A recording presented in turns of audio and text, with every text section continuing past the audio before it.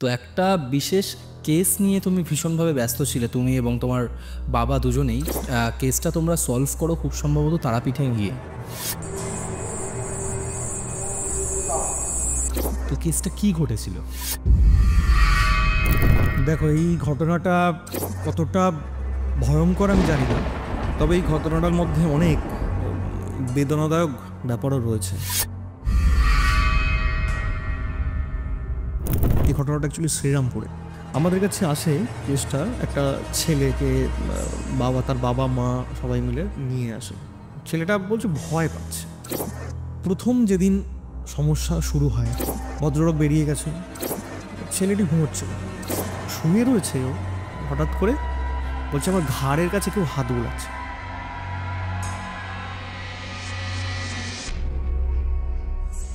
বেশিরভাগ ক্ষেত্রেই আমি এটা শুনেছি যে তারাপীঠে গিয়ে এই ধরনের ঘটনার নিষ্পত্তি হয়।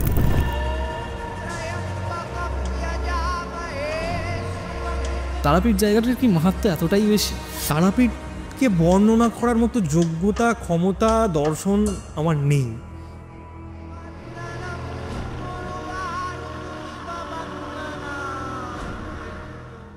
কিন্তু এই মাটিটা তো সত্য, মা আর তার ছেলের লীলার সাধনভূমি ওই জায়গায়। এটা আমি দেখেছি, বেশিরভাগ ক্ষেত্রে আমি নোটিস করেছি যে তারাপীঠ সম্পর্কে কথা বলতে গেলেই মানুষ একটা কথা বলে যে তারাপীঠ শুধুমাত্র মন্দির নয়, মন্দিরের থেকে অনেক বেশি কিছু তারাপীঠে লুকিয়ে রয়েছে। কি আছে তারাপীঠের ইতিহাস কি? Golpowala, the real paranormal experience.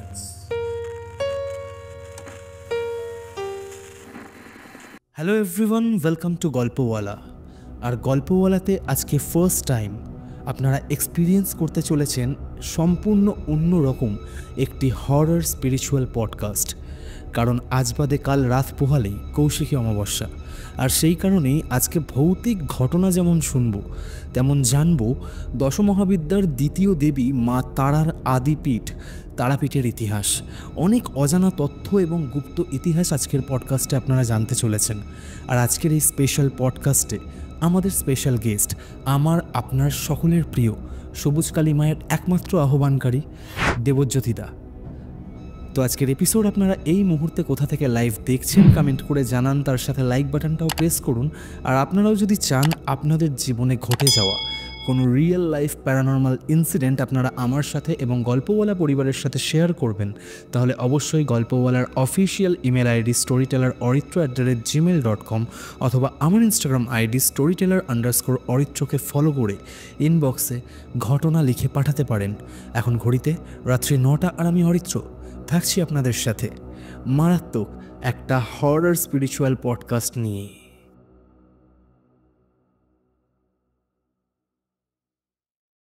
Hello Debjyoti da, welcome to Golpowala again. Thank you. কেমন আছো? খুব ভালো আছি, তুমি কেমন আছো? আমিও খুব ভালো আছি।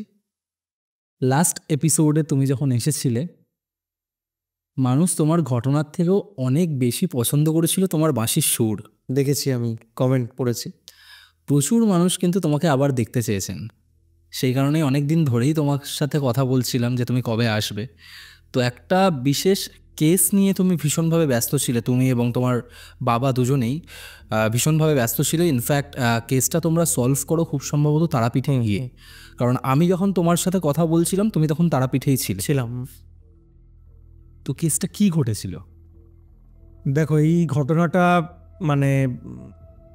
কতটা ভয়ঙ্কর আমি জানি না, কতটা ভয়ঙ্কর হবে মানুষের কাছে বা তারা কতটা শুনে ভয় পাবে, কেননা কোনো ঘটনা তো আমি জোর করে ভয় পাওয়াতে পারবো না।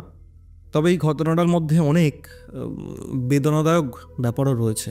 আচ্ছা, মানুষের মর্মান্তিক মৃত্যুর মধ্যে যেমন রয়েছে, কয়েকটা পরিবারের যেমন তোমার কি বলবো, একটা হ্যারাসমেন্ট হওয়ার একটা ব্যাপার রয়েছে। সেই ঘটনাই আজকে তোমাকে শোনাবো।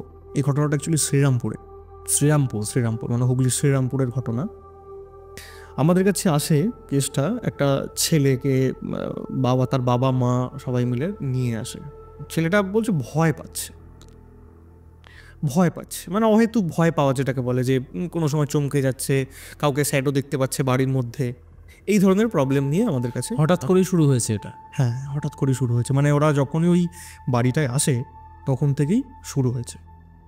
আর আমাদের কাছে মানে আসার পর আগে ভালো করে আমি শুনি, বাবার কাছে এসে তারা বলছে যখন, বা আমি পুরো ব্যাপারটার মধ্যেখানেই থাকি, মানে বাবার সঙ্গে থাকি যেহেতু, পুরো ব্যাপারটি প্রথম থেকে জানি। বাট আমি একটু খুঁটিয়ে খুঁটিয়ে প্রশ্ন করি প্রত্যেককে। বাবা অত প্রশ্ন করেন না, যা বলছে চুপচাপ শুনলেন, তারপরে যেটা বলার উনি বলেন। আমি একটু খুঁটিয়ে খুঁটিয়ে প্রশ্ন করি, মানে বলার মাঝখানে কেন হচ্ছিল, কবে থেকে হচ্ছিল, কোথা থেকে এই সমস্ত কিছু হলো, সেই রকম মানে আমি এরকম প্রশ্ন করতে থাকি। এইরকমই বর্ষার সময়ে তারা এসেছিল আর কি, বাবা মা আর তার ওই ছেলেটার বয়স কত হবে, 13-14 বছর হবে। আচ্ছা। ছোট ছেলে, 13-14 বছর হবে। ভয় পাচ্ছে বাড়ির মধ্যে। আমি তখন বললাম যে আপনাদের বাড়িটা কি বাড়ি? এবার ওনারা তখন বলতে শুরু করলো যে কী হয়েছিল ওনাদের সঙ্গে। ওনার মানে ভদ্রলোক, উনি পোস্টাল ডিপার্টমেন্টে চাকরি করতেন, মানে ছেলেটির বাবা আর কি, তো ট্রান্সফার হয়েছে। তো উনি ওখানেতে একটা মানে ভাড়া খুঁজছিলেন আর কি, বাড়ি, যে এখানে থাকতে হবে, ফ্যামিলি নিয়ে আসবো, চলে আসবো একবারে, সবাই মিলে সেখানে থাকবো। আর ওনাদের যখন বাড়িটা পেলেন, তো সবাই মিলে ওখানে চলে এলেন। ওর মানে অরিজিনাল বাড়ি হচ্ছে ওনাদের, মানে পুরো ফ্যামিলির অরিজিনাল বাড়ি হচ্ছে উড়িষ্যার, মানে কটক থেকে একটু ভেতরে ওনাদের বাড়ি। তো ওনারা শ্রীরামপুরে পোস্টাল ডিপার্টমেন্টে চাকরি করতেন ভদ্রলোক। শ্রীরামপুর মানে ওই সাব ডিভিশনের মধ্যেই কোনো একটা জায়গায় ওনারা ছিল, আর শ্রীরামপুরে উনি বাড়ি ভাড়া খুঁজছিলেন আর কি। তো বাড়ি ভাড়ার এরকম একটা পেলেন ভাড়া, বাড়ি মানে কোনো ফ্ল্যাট নয় কিন্তু বাড়ি। সেই বাড়িটার মানে এর আগেও 2-1 জন তারা ভাড়া ছিল, মানে ভাড়াই দেয় আর কি বাড়িটা রীতিমতো। ওনারা প্রথম এসে সমস্ত কিছু নিয়ে শিফট করেন। প্রথম যেদিন সমস্যা শুরু হয় আর কি, প্রথম যে ঘটনাটা ঘটে এদের সঙ্গে, ভদ্রলোক বেরিয়ে গেছেন বাইরে, মানে চাকরিতে বেরিয়ে গেছেন। ছেলেটি ঘুমোচ্ছিল, মানে একটু বেশি বেলা পর্যন্ত একটু ঘুমোচ্ছিল ছেলেটা। ওনার মা মানে ভদ্রমহিলা, উনি রান্না করছিলেন করে, ছেলেটা হঠাৎ করে চিৎকার করে ওঠে, দিনের বেলা মানে সকালবেলা চিৎকার করে ওঠে, মা মা বলে চিৎকার করে ওঠে। মা ভেবেছে হয়তো মানে ভয় টয় কিছু পেয়েছে। ওরা ওদের এই ভাষাতেই কথা বলছে, যদিও বাংলা বলতে পারে, একটা টান তো ওদের আছে, ওই মানে ওই দিককার লোকেদের একটা বাংলা বলার যেমন টান, সেরকম টান, কিন্তু বাংলা ভালোই বলতে পারে, কিন্তু নিজেদের মধ্যে তো ওরা ওই ওদের উড়িষ্যার ওই ভাষাতেই কথা বলছে। বলে যে, মাকে বলে যে এরকম শুয়ে রয়েছে ও, হঠাৎ করে বলছে আমার ঘাড়ের কাছে কেউ হাত বোলাচ্ছে। আচ্ছা, ঘাড়ে হাত বোলাচ্ছে। ওরা বুঝতে পেরেছে দিনের বেলায়? দিনের বেলা, সকালবেলা। আচ্ছা, তখন কটা হবে 10টা 10:30 এরকম হবে। ওকে ওকে। ঘাড়ের কাছে কেউ হাত বোলাচ্ছে।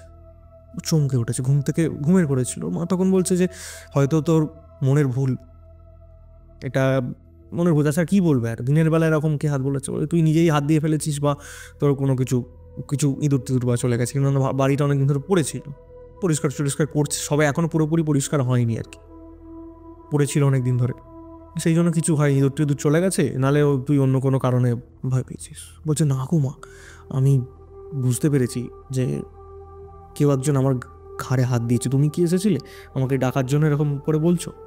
বলছে না, আমি তো রান্না করেছিলাম, রান্না করছি।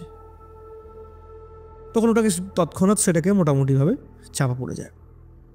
এইবার দ্বিতীয়বার যখন ঘটনা এদের সঙ্গে ঘটে, দ্বিতীয়বার যখন হবে, ওই দিন নর্মাল হয়ে গেছে, আর কিছু হয়নি। তার 1-2 দিন পরেই এবার ওই ছেলেটি বাড়িতে নেই আর কি। ও এবার ওখানে কোনো জায়গায় স্কুলে টুলে ভর্তি হবে, ওর বাবা সেদিনকে ছুটি করেছে, কোথাও ভর্তি করবে, সেই জন্য ওকে নিয়ে বেরিয়েছি। ওর মা বাড়িতে আছে, রান্না করছে। এইবার দেখো কতটা মনে, এই ঘটনাটার সঙ্গে কিছুটা তুমি পুরুলিয়ার আগের ঘটনার একটা এরকম সিকোয়েন্স মিল পাবে। ওর মা রান্না করছে রান্নাঘরে, আর রান্নাঘরটা আমি তোমাকে বাড়িটা একটু বোঝাই, দুটো ঘর, মানে তুমি মেন গেট দিয়ে ঢুকছো, সিঁড়ির তলা দিয়ে, মানে একদিকে সিঁড়ি উঠে যাচ্ছে, আর সিঁড়ির পাশ দিয়ে হচ্ছে মেন দরজা, মানে মানে ঢুকছো আর কি বাড়ির মধ্যে। ঘরের মধ্যে ঢুকে গেলে মাঝখানটা ডাইনিং এরিয়া, আর ঠিক তার বাঁ দিকে, মানে সিঁড়ির ঠিক বাঁ দিকটাতেই তোমার ওর হচ্ছে ছেলেটা থাকে ওই ঘরটাতে।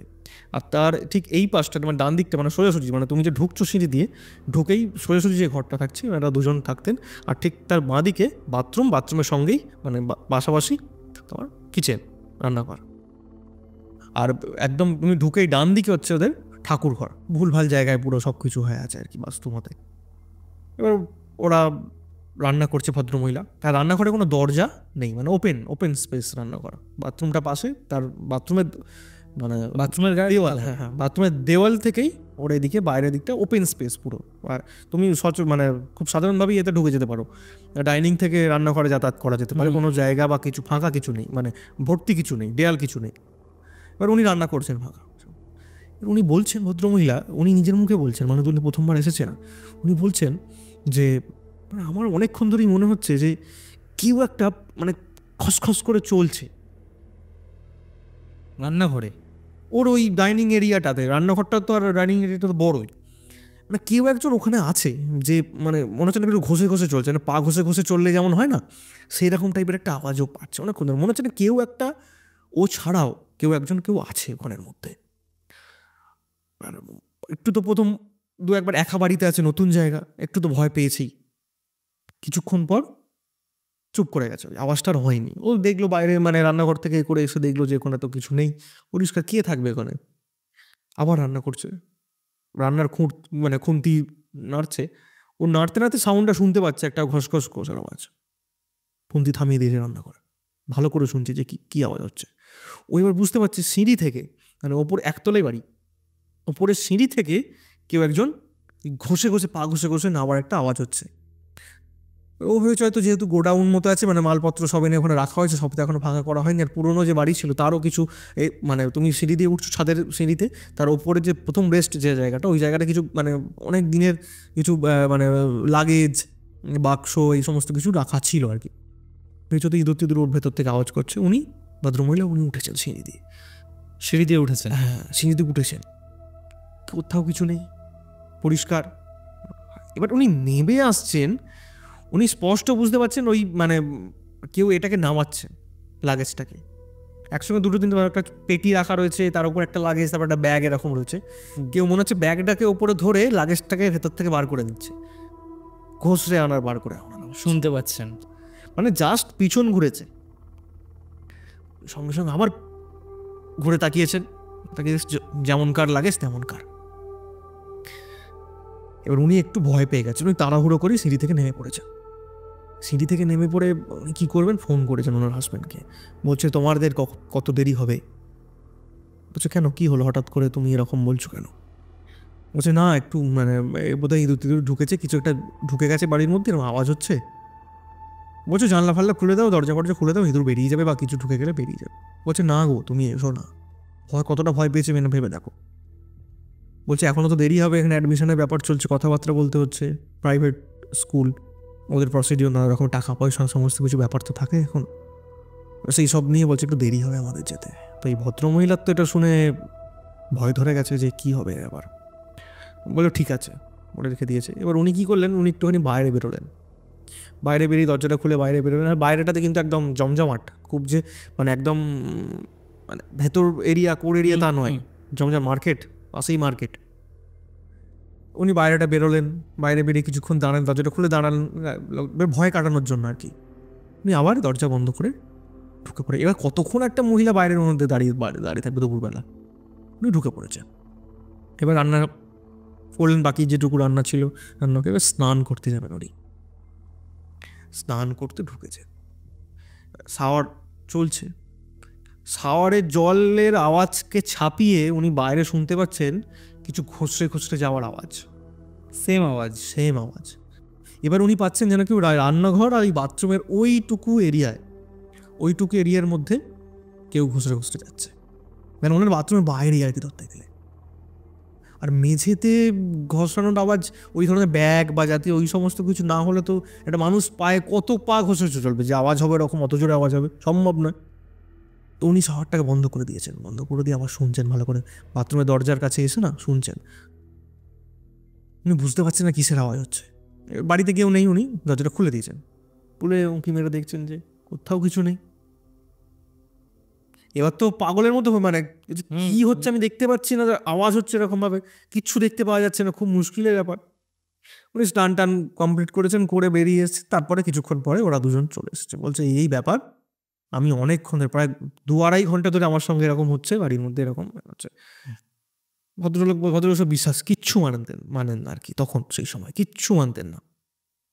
বলছে দূর এই খাবার হয় নাকি, ওখানে কিছু ঢুকেছে বলে আমি দেখছি, তুমি যাও, আমি একটু পরে খাবো, আগে দেখি ওখানে কিছু ওর মধ্যে কিছু ঢুকে আছে কিনা। উনি উঠেছেন, লাগেজ টাগেজগুলো খুলে বার করবেন, এবার দেখছেন ওর মধ্যে কিছু সব সরিয়েছেন, ওই জায়গাগুলো পেটি ফেটি সরিয়ে দেখছে কিচ্ছু নেই। মানে একটা ইঁদুর থাকলে কিছু কুচোবে বা পেটিটা কেটে দেবে, এরকম তো কিছু থাকবে, ইঁদুরের পটি থাকবে, কিচ্ছু নেই, পরিষ্কার, মানে ধুলো ঝুল এইসব রয়েছে। সেইগুলো লাগেজগুলো এখানে কাদের? লাগেজগুলো কাদের? খুলে দেখি পেটির প্রথমে লাগেজটা নামিয়েছে, প্রথম ব্যাগ, একটা ছোটো ব্যাগ ছিল, ব্যাগটা নামিয়েছে, ব্যাগের পর লাগেজটা নামিয়েছে, আর পেটিটা তখন ওপেন পেটি, মানে জাস্ট ওই এমনি পেটির মধ্যে কিছু চাপা নেই, ফাঁকা পেটি। পেটির মধ্যে কি আছে না, পেটির মধ্যে জুতো, সব পুরনো জুতো, পুরনো জুতো পেটির মধ্যে প্রায় দু জোড়া তো হবেই পুরনো জুতো রয়েছে, আর ধুলো ঝুল নোংরা পড়ে আছে। সে লাগেজটা কি, লাগেজটা তো ভারী কেন, লাগেজটা তো ভারী কেন? এবার চেনটা ভদ্রলোক খুলেছে, খুলে চেনের মানে ওই লাগেজের মধ্যে দেখতে পাচ্ছে তোমার, মানে কতটা ভয়ঙ্কর ব্যাপার দেখ, উনি তো যে কেউ চমকে যাবে, মানে মানে মানে এইভাবে পাকানো জামা কাপড়, দলা পাকানো জামা কাপড়, তলা পাকানো জামা কাপড়। এই জামা কাপড় লাগেজ কাদের? এর আগের যারা কি তারা নিয়ে যায়নি? ও খুলেছে লাগেজটা, খুলে দেখছে ওর মধ্যেই একটা এরকম কলসির মতো রয়েছে, মাটির কলসি, তার মুখটা ঢাকা দেয়া, আর কালো রঙের সুতো দিয়ে না 3 দিক দিয়ে বাঁধা, মানে প্রথম এই একটা ধরো, এইটা ধরো কলসি, কলসির একটা এই দিক দিয়ে, এই দিক দিয়ে, এই দিক দিয়ে, মানে 3 রকম, মানে 3টে জায়গায় বাঁধা আছে, মানে যাতে ঢাকাটা ওপরের যে সরা যে কলসির মুখে দেওয়া আছে, ছোট কলসি, ওটা যেন খুলে না চলে যায় এখন, মানে ওই লাগেজের মধ্যেই। আর জামা কাপড়গুলো দলা পাকানো অবস্থায় রাখা। কার জামা কাপড় বলে, মানে দলা পাকানো তো, জামাটাকে কলারটাকে হাতে পেয়েছে, ওটাকে ধরে তুলেছে, তুলে দেখছে পুরো একদম রক্ত মাখানো একদম জামা, রক্ত মাখামাখি হয়ে আছে জামাটা, একটা জামাতেই, বাদ বাকিগুলো এমনি নর্মাল, ওই জামাটাই দলা পাকানোর মধ্যে ওর মধ্যে ভরা ছিল। এরা তো বুঝতে পারছে না কিছু, যে কার কিছু এরকম রক্ত মাখা জামা, প্রথমে রক্ত যে সেটা ওরা বুঝতে পারেনি, কেননা পুরনো হয়ে গেছে, কী করে বুঝবে রক্তের মতো, এবার তো জমে আছে পুরো, মানে হয়ে আছে জামার মধ্যে, পুরো সালচে হয়ে গেছে একদম পুরো, আর ধুলো নোংরার সঙ্গে তারটা মিলিয়ে এরম হয়ে আছে। প্রথমে বুঝতে পারিনি, তারপর ভদ্রলোক বুঝতে পারে যে এটা অন্য কিছু রং টং নয়, এটা ব্লাড। ওর মধ্যে সব ভরে দেয়, ভরে দিয়ে এবার ওটা কী করা যাবে, ও সঙ্গে সঙ্গে নেমে এসে হাত ফাত ধুয়ে ফোন করে যার থেকে, যে মাঝখানে আর কি ব্রোকার, আর কি যে ভাড়াটা মানে ওকে দিয়েছিল আর কি, তাকে ফোন করে, বলছে কী ব্যাপার তোমাদের এরকম সিঁড়ির মধ্যে এরকম লাগেজের মধ্যে এরকম কার রক্তমাখা জামা খাবার রাখা, পুরনো, কারা নিয়ে যায়নি, তাদেরকে কী করবে, টাকা ফেলে দেওয়ার ব্যবস্থা করো তুমি, আমি কোথায় ফেলতে যাবো এসব। ওই ভদ্রলোক আর যে ব্রোকার বলছে আমি তো জানি না, বলছে এরকম তো কিছু ছিল না বাড়ির মধ্যে, আমি তো জানি না, তোমাদেরই হবে বলে উল্টে দোষ চাপিয়ে দিচ্ছে। বলছে কী বলছো, এদের মধ্যে একটা মানে একটু বাগবিতণ্ডা হয় দুজনের মধ্যে, যে কী বলছো তুমি এরকমভাবে, আমরা কী করে থাকবো, আমাদের লাগেজ হতে পারে না, আর তোমাকে শুধু শুধু লাগেজ ফেলানো, আমাদের লাগেজ ফেলে দেওয়ার জন্য তোমাকে আমি জানাবো। ও ফোন কেটে দিয়েছে, মুখের ওপর ফোন কেটে দিয়েছে, ব্রোকার মানে যে দালাল আর কি ছিল, মুখের ওপর ফোন কেটে দিচ্ছে। সরি, এ ফোন কেটে দিচ্ছে এরকম, আবার ফোন করেছে, বলছে কী ব্যাপার তুমি ফোন কেটে দিচ্ছ কেন, তুমি একটা সমস্যায় পড়েছি, তোমার থেকে ভাড়াটা নিয়েছি, তুমি মাঝখানে ছিলে, তাই তোমাকে বলবো না যে এটা কার কী বৃত্তান্ত, এরকম একটা পাওয়া গেছে রক্ত ব্যাপার। বলছে আমি জানি না, সব আমি বলছে আমি একদম পুলিশে জানাচ্ছি, কেননা আমি একটা নতুন জায়গায় ভাড়া এসেছি, রক্তমাখা জামা আছে সেখানে, তো আমি নানা রকম, যেহেতু সরকারি চাকরি করে, ভয় তো সব দিকেরই থাকবে রে বাবা, কী আছে নতুন জায়গায় আছে। বলছে তাহলে আমি পুলিশে জানাচ্ছি এরকমভাবে, কেননা আমি তো ফেলতে যাবো না এরকমভাবে, কোথায় কী হয়ে যাবে, এখন অনেক কিছু ঘটনা ঘটছে কিছুদিন, মানে এরকম তো অনেক জায়গায় ঘটে, দেখবে চারিদিকে, দেখবে কিছুদিন আগে একটা লাগেজে মেরে তাকে ভরে নিয়ে যাচ্ছিল, ও ভদ্রলোক জানে যে এরকম ঘটনা হতেই পারে, বলছে না তাহলে আমি পুলিশে জানাচ্ছি যে এরকম আমি পেয়েছি। ও তখন একটু নড়ে চড়ে বসেছে, বলছে না না না, পুলিশের সব ঝামেলা যেতে হবে না, আমি দেখে নিচ্ছি, আমি কাউকে পাঠাচ্ছি, ও সব পরিষ্কার করে ফেলে দেবে, সব লাগেজ ফাঁকি দিয়ে চলে আসে। বলে কিছুক্ষণ পর একজন আসে, বেল বাজায়, একটা ছেলে আসে, মানে ওই একটু সুইপার টাইপের একজন ছেলে, ওই পুরসভারই গাড়িটাই চালায় আর কি। ও বলছে কী আছে দাদা এরকম ব্যাপার, বলছে এইগুলো ক্যাচরা আছে, সবগুলো ফেলে দাও নিয়ে গিয়ে। বলছে এই ঘটির কলসিটা কী করবো, বলে ওটা গঙ্গায় বেরিয়ে দেবে, কলসিটা গঙ্গায় দিয়ে দেবে, ঠাকুর ফাকুরের কিছু হয়তো জিনিস। রক্ত মাখা জামা কাপড়ের সঙ্গে একটা ওই পুজো করা ঘটি কেন আছে, এটা ওদের মাথায় তখনও কিন্তু আসেনি অতটা, যে একটা পুজো করা মানে ঘটি, তার মধ্যে এরকম জামা কাপড় রক্ত মাখা, কেন ওখানেই রয়েছে? ফেলে দাও, যা আছে ফেলে দাও, কে কী করেছে না করেছে। ওর বউটা বলছে কে কী করেছে না করেছে সব ফেলে দাও। ও সব প্রথমে ছেলেটা যে এসেছিলো না, ও ওটাতে হাত দিতে চায়নি, একদম হাত দিতে চায়নি।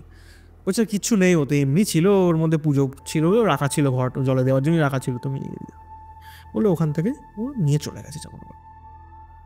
এইবার কিন্তু মাসখানেক আর কোনো রকম কিচ্ছু হয়নি, আর ওই খসখসে শব্দও আসে, কিচ্ছু হয়নি, মাসখানেক কোনো কিচ্ছু হয়নি। এইবার এই ভদ্রলোকের ওখানেতে মানে ডিউটি শিডিউল একটু চেঞ্জ হচ্ছিল, উনি একটু খুব প্রেশার মানে মধ্যে ছিলেন উনি, আর এইসব দিকের মনে মাথাতেই নেই। বাড়িতে ওরা যারা ছিল ওরাও আর কিছু ফেস করছে না, তাই এটা নিয়ে আলোচনাও পুরো বন্ধ হয়ে গেছে। আর একদিন ওই ছেলেটা তখন স্কুলে ভর্তি হয়ে গেছে, স্কুল চালু হয়ে গেছে, মিড একাডেমিক সেশনে ভর্তি হয়েছে, ওর খুব প্রেশার, পড়াশোনার খুব চাপ দিয়েছে, প্রাইভেট স্কুল, খুব নাম করা একটা স্কুল শ্রীরামপুরে। এবার খুব প্রেশার দিয়েছে ভদ্রমহিলা একা বাড়িতে।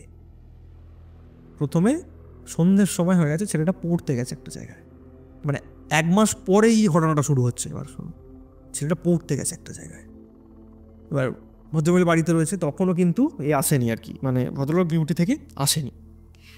এবার সন্ধে প্রায় 6:30 এরকম হয়ে গেছে, কলিং বেলের আওয়াজ, মার্কেট এরিয়া, কলিং বেলের আওয়াজ।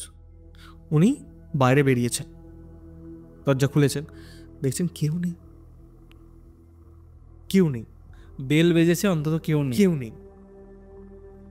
ঢুকে পড়েছেন, আর এনাদের বাড়িতে সিসিটিভি নেই, উল্টো দিকের যে দোকান আছে একটা, দোকানে কিন্তু সিসিটিভি আছে, বলছি করে কেসটা। উনি ঢুকে পড়েছেন, এরকম 2-3বার হয়েছে ওই দিন, ঠিক 6:30 থেকে 7:10-15 মধ্যে বলছে, 2-3বার ওই দিন হয়েছে। বলছে কেউ বদমাইশি করছে হয়তো, ভদ্রলোক ফিরে এসছেন, ছেলেটাও এসে গেছে, ওদেরকে বলছে কেউ বদমাইশি করেছে হয়তো। এইরকম না পরপর পরের দিন আবার হয়েছে, ঠিক একই সময় হয়েছে। এবার যেহেতু নতুন ওখানে গেছে, অতটা সবার সঙ্গে পরিচয় নেই, আর ওই দোকানে যে দুম করে গিয়ে যে সিসিটিভি ফুটেজ দিয়ে দেবে সেটা তো সম্ভব নয়। 3 নম্বর দিন যেদিন হয়েছে সেদিন কিন্তু ছেলেটা বাড়িতে ছিল, ওর সেদিনকে পড়ার ছুটি ছিল আর কি। সেম সময় ওরকম বেজেছে, প্রথমবার ছেলেটা খুলেছে দেখতে পাইনি কাউকে, দ্বিতীয়বার খুলেছে দেখতে পাইনি কাউকে, তৃতীয়বার ভদ্রমহিলা গেছে, কাউকে খুলতে পারেনি, দেখতে পাইনি। কিছুক্ষণ পরে এবার আশেপাশে সবাইকে জিজ্ঞাসা করছে যে কেউ কলিং বেল টিপে গেছে দেখেছেন, বাজিয়ে গেছে, কেউ দেখেনি। এবার ভদ্রলোক আসতে বলেছে, যেরকম পরপর 3 দিন হচ্ছে, তো ওই সময়ের মধ্যে একটা বিরক্ত ব্যাপার তো। বলছে ঠিক আছে আমি একবার যাচ্ছি বলে ওদের কাউন্সিলরের কাছে চলে গেছে সন্ধ্যাবেলা। বলছে এরকম দাদা এরকম আমাদের এরকম হচ্ছে, আমরা তো নতুন এসেছি, এরকম ঘটনা করছে, 3 দিন ধরে এরকম কেউ একজন কলিং বেল বাজাচ্ছে, একই সময় 2-3বার করে বাজাচ্ছে, চলে যাচ্ছে, পরপর 3 দিন এরকম হয়েছে। তো আমাদের তো ওখানে সিসিটিভি বাড়ির সামনে লাগানো নেই, উল্টো দিকে দোকানে লাগানো রয়েছে, একটু যদি আপনি বলে দেন তাহলে খুব। তো তখন বলে যে কোন এরিয়া কোন জায়গার দোকান। বলছে আচ্ছা ঠিক আছে আপনি যান, আমি বলে দিচ্ছি এক্ষুনি। বলে কাউন্সিলর দোকানে বলে দিয়েছে একটু সিসিটিভিটা দেখাতে, কিছুক্ষণ আগের সিসিটিভিটা দেখাতে একটু। ভদ্রলোক গেছেন দোকানে, গিয়ে বলেছেন, ওদের অপারেটর রুমে গিয়ে সিসিটিভি চেক করছেন, কেউ নেই। ওই সময়ের মধ্যে আধ ঘন্টা ধরে সিসিটিভিটা দেখছেন, পুরো ওই 6:30 থেকে 7:10-15 পর্যন্ত, যতক্ষণ পুরোটা উনি দেখছেন রেকর্ডিংটা, কোনো কিচ্ছু নেই ওখানে, কেউ আসেনি ওখানে, একটা কুকুর পর্যন্ত দৌড় করায় যায়নি। তাহলে কলিং বেল বাজলো কি করে? এবার বলছে আমরা তো মানে পাগল এর মতো হয়ে যাবো, লোককে যে বলবো কথাটা, এটা তো বলতেও পারছি না, লোকে তো হাসবে। বলছে সিসিটিভি ফুটেজে কাউকে দেখতে পাচ্ছ না, এবার কী করে হয়? বলছে ভূতে কি আর এই কলিং বেল টিপে দিয়ে যাবে? সবাই এরকমই বলবে। বলছে কাউকে কিছু বলতেও পারিনি। তারপর দিন আর হয়নি, মাঝখানে একদিন হয়নি, মানে বিভিন্ন রকমের প্রবলেমগুলো ওরা ফেস করতে শুরু করে। এইবার যেদিন হয় সেদিন হচ্ছে ওদেরই একজন রিলেটিভ, মানে এই ভদ্রলোকেদেরই রিলেটিভ, ওনারা থাকেন হচ্ছে পাঁশকুড়ার দিকে একটা জায়গায়। আচ্ছা, পাঁশকুড়ার দিকে রিলেটিভ থাকে, ওদেরই মানে ফ্যামিলি কারণে বিয়ে ছিল, সেখানেতে যাবে ওরা, হাজব্যান্ড আর ওয়াইফ। ছেলেটা বলছে আমি যাবো না, ওকে, ছেলেটা বলছে আমি যাবো না, আমার ভালো লাগছে না, আমি যাবো না, তোমরা যাও। আর ছেলেটা একটু মানে ওই অত যে লোকাল মানে লোকজনের মধ্যে থেকে থাকবে বা এ করবে অতটা মানে ভালোবাসে না। আচ্ছা আমি থাকবো বাড়িতে, আমি যাবো না, তোমরা যাও, আমি অনলাইন অর্ডার করে নেবো খাবার, আমি এখানে থাকি, যাও। ঠিক আছে থাক বলে ওরা চলে গেছে। সেদিন ফিরতে পারবে না ওরা, কারণ ওখান থেকে যাবে পাঁশকুড়া, যাবে আবার আসবে, সেদিন ফেরা সম্ভব নয়। আর ওদের নানা রকম অন্যরকম বিয়ের রিচুয়ালস, তো অন্যরকম ব্যাপার। তো ওরা চলে গেছে, স্বামী স্ত্রী চলে গেছে, ভদ্রলোক এ একা বাড়িতে রয়েছে। অনলাইন থেকে খাবার অর্ডার করেছে, খাবার দাবার খেয়ে ওর রুমের মধ্যেই দরজা টরজা লক টক করে শুয়ে পড়েছে, ঘুমিয়ে পড়েছে। মানে ঘুম ঘুম এরকম ভাব। পড়াশোনা করেছে তার আগে, পড়াশোনা করে খেয়েছে, খাওয়ার পর শুয়ে পড়েছে। শুয়ে পড়ে মানে ও মানে এটা যখন বলছি ঘটনাটা, ও কিন্তু পরিষ্কার করে বলতে পারছে না যে ও কি অরিজিনালি উঠে দরজা খুলে ঘটনাটা হয়েছিল নাকি ও ঘুমের মধ্যে থেকে জিনিসটা দেখছিল। এটা কিন্তু ওর কাছেও ক্লিয়ার নয়, কিন্তু স্বপ্নও নয়, কারণ স্বপ্ন হলে ওই সময় ওর বাবা মাকে ফোন করতে পারবে না। স্বপ্নে কী করে ফোন করবে স্বপ্ন দেখলে? অরিজিনালি ফোনটা ও করেছিল ওর বাবা মাকে ওই সময়। এবার ওই সময় কী হয়েছিল এবার তোমাকে বলি শোনো। এবার ও ঘুমিয়ে পড়েছে। এবার ও সে যেহেতু ওটা বলতে পারছে না যে ও দেখেছে কি দেখেনি বা স্বপ্নের মধ্যে ছিল, সেই দিকে আমি যাচ্ছি না, আমি যেটা হয়েছে সেটা আবার বলছি। ও ঘুমোচ্ছিল, হঠাৎ করে কেউ একজন ওকে ডাকে, ওদের ডাইনিং এরিয়া থেকে কেউ একজন ডাকে। আচ্ছা। ও দরজা খুলে দেখছে ওপরে মানে এরম তাকিয়েছে। দরজা সচরাচর কেউ দরজা খুলে তো এরম করে তাকাবে না, নিচের দিকে তাকাবে না। দরজা খুলে দেখছে। এইবার যখন এইরকম তাকিয়েছে, চোখটা নিচের দিকে করেছে, দেখছে এই মানে মানে কোমরের নিচে থেকে, মানে দাপনার যে এই থাইয়ের অংশ, মানে হাঁটুর ওপরের অংশ থেকে একটা কাটা মানে বডি। কোথায় দেখেছে? ওদের ডাইনিং এর মধ্যে কিছুটা ঘষড়ে এসেছে, রক্তের দাগ, কাটা বডি, কেউ একজন আগে ওর দিকে এরকম করে তাকিয়ে আছে, রক্ত পড়ছে, রক্তটা ঘষড়ে এসেছে। মানে একটা মানে হাঁটুর আগের পর্যন্ত পোর্শনটা, বডির পোর্শনটা রয়েছে, বাদ বাকি কাটা। কেউ একজন কিছুটা ঘষড়ে এসেছে, রক্তের দাগটাও রয়েছে। আর ভদ্রলোক ওর দিকে বসে দুটো হাতকে না এইভাবে মেঝেতে দিয়ে ওর দিকে এইভাবে তাকিয়ে রয়েছে। এইটাও রীতিমতো দেখেছে। দেখার পর ও সঙ্গে সঙ্গে কী করেছে, দরজাটা বন্ধ করে দিয়েছে। বন্ধ করে দিয়ে বাবা মাকে ফোনটা করেছে। বাবা মাকে ফোন করার পর যে বাবা মানে ব্যাস, ওরা কিচ্ছু কেন, মেঝেতে পড়েছিল। মানে ফোনটা করে কথাও বলতে পারেনি। স্বাভাবিকভাবে তুমি ভাবো এরকম একটা সিচুয়েশন, তুমি রূপটা বুঝতে পারছো? এটা তো কোনোভাবেই ঘুমের মধ্যে হতে পারে না বা স্বপ্নের মধ্যে হতে ও সেটা কিছু বলতে পারছে না যে কি হয়েছিল ওই সময়টাতে। ও খালি বলতে পারছিল যে আমাকে কেউ একজন ডেকেছে, আমি বেরিয়ে দরজাটা খুলে দেখছি এরকম।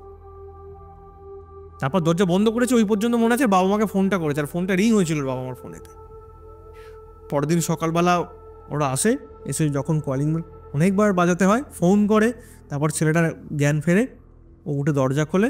প্রথমে দরজা খুলতে পারছিল না, দরজা খুলে যে বেরিয়ে দেখছি কিচ্ছু নেই। ওরাও ঢোকে যে কোনো রকম রক্তের দাগও নেই, কিচ্ছু নেই।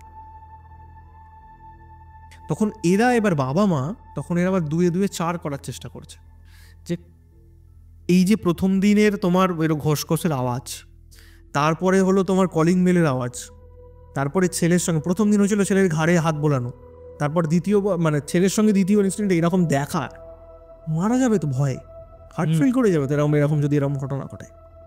ওরা তখন বললো যে পাশে একজন আছে গাছতলায়, ওই শিকড় টিকড় বিক্রি করে, ভদ্রলোক গাটা ঝাড়ে, ওনার কাছে একবার নিয়ে যাও।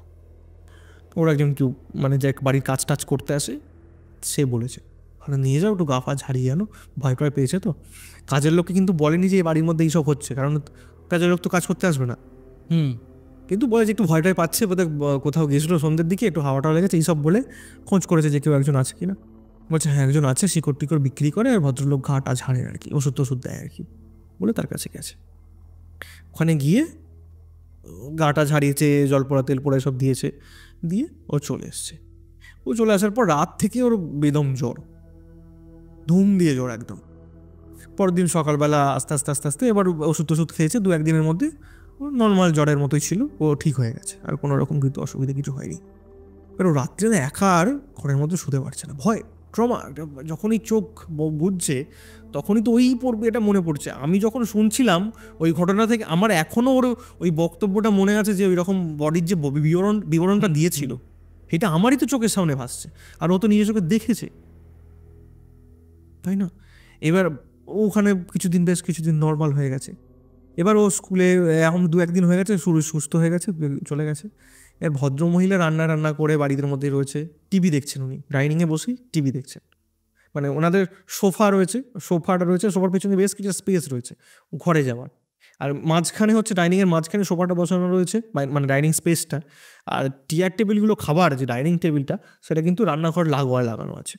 আচ্ছা, ঠিক আছে, টিভিটা ওয়ালে লাগানো রয়েছে, রান্নাঘর আর বাথরুমের ওয়ালের মাঝখানে যে একটা জায়গা আছে সেখানে টিভি লাগানো রয়েছে। ওই সোফাতে বসে উনি ভদ্রমহিলা এরকম করে টিভি দেখছেন। উনি স্পষ্ট টিভি দেখতে দেখতে দুপুরবেলা স্পষ্ট মানে অনুভব করছেন ওনার ঘাড়ে কেউ ঠিক এইভাবে কেউ একজন হাতটা বুলিয়ে দিল, একটা হালকা হাতে, একটা ঠান্ডা এরকম ভাবে। উনি দিনের বেলায় আবার চমকে উঠেছে এরকম করে, পুরো পুরো চমকে উঠে, স্বাভাবিকভাবে এরকম কি ঠান্ডা ঘুরে দেখছি, কিছু নেই গায়ে, ওর একদম লোম খাড়া হয়ে যাওয়ার মতো অবস্থা, ভয় পেয়ে গেছে, পুরো চারিদিক দেখছে, কোথাও কিচ্ছু নেই। টিভিটা বন্ধ করে দিয়ে ঘরে ঢুকে পড়েছে ভয়, এতটাই ভদ্রমহিলা ভয় পেয়েছে। কিছুক্ষণ পর মানে উনি বাড়ির মধ্যে কেমন ঘটনাটা ঘটছে দেখো, দরজা বন্ধ করে দিয়েছে, দরজায় কেউ একজন নক করছে এরকম করে, মানে হালকা হাতে একটা এরকম করে, মানে প্রেসার দিলে যেমন হয়, একদম দুমদুম করে ডাকা নয়, হালকা হালকা করে কেউ একজন কিছু দিয়ে ঠুকছে আর কি দরজাটা, এরকম বুঝতে পারছেন।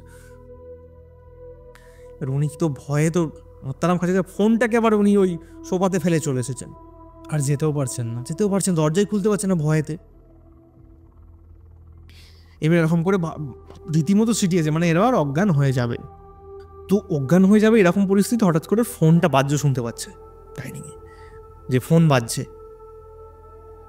ফোনটা তো বেরোতে পারছে না, তুমি ভাবো কি করে বেরোবে ভয়ে, ওই রকম কেউ ঘাড়ে হাত বুলিয়ে দিয়েছে, তারপরেও ভয়ে ঘরের মধ্যে ঢুকে যেই এসে দরজা এরকম কেউ ডাকছে, কি করে একটা মানুষ বেরোতে পারে একজন। ফোনটা তখনও ডাইনিংয়ে রয়েছে, রয়েছে, বাজছে শুনতে পাচ্ছে, রিং হচ্ছে। ওনার সাহস করে ভদ্রমহিলা কিছুক্ষণ পর বেরিয়েছে, প্রথম একবার ফুল রিং হয়ে গেছে, দ্বিতীয়বার যখন ফুল রিং হচ্ছে ভদ্রমহিলা সাহস করে বেরিয়েছে, বেরিয়ে গিয়ে দেখছেন ওনার হাজব্যান্ড ফোন করেছে, বলছে তুমি তাড়াতাড়ি বাড়ি এসো, আমি জানি না কিছু এরকম ব্যাপার, এইখানে আমি থাকবো না, একটাই কথা হচ্ছে এখানে আমি থাকবো না, পরিষ্কার কথা, বাড়ি এসো তাড়াতাড়ি। বলছে কী হয়েছে, তুমি বাড়ি এসো, আসতে বলছো এরকম। বলছে ঠিক আছে আমি দেখছি, বলে অফিস থেকে মানে বলে পারমিশন নিয়ে বাড়ি এসে ওনার স্ত্রীকে সঙ্গে কথা বললেন যে এখানে থাকা যাবে না, এখানে কিছু নিশ্চয়ই একটা ব্যাপার রয়েছে। বলে দূর, কিচ্ছু ব্যাপার নেই, ছাড়ো তো, তোমরা এক কাজ করো, তোমরা ওই যে যে বাড়িতে বিয়ে বাড়ি হয়েছিল ওদের রিলেটিভ, বলছে তুমি আর ও চলে যাও, আমি একা থাকবো এখানে, দেখছি কী কী হয়, সারাদিন আমি ছুটি নিচ্ছি, দুদিন আমি থাকবো এখানে একা, তোমাদের কাউকে থাকতে হবে না, যদি আমার সঙ্গে কিছু এই ধরনের কিছু ঘটনা ঘটে তাহলে আমি কিন্তু বিশ্বাস করবো। এবার ওর ছেলেটা বলছে না আমি যাবো না, আমি থাকবো, জোর করে পাঠিয়েছে, মা ছেলেকে পাঠিয়ে দিয়েছে বাড়ি থেকে। এবার ছেলেটা ওখানে যাওয়ার পর থেকেই অসুস্থ হয়ে পড়েছে।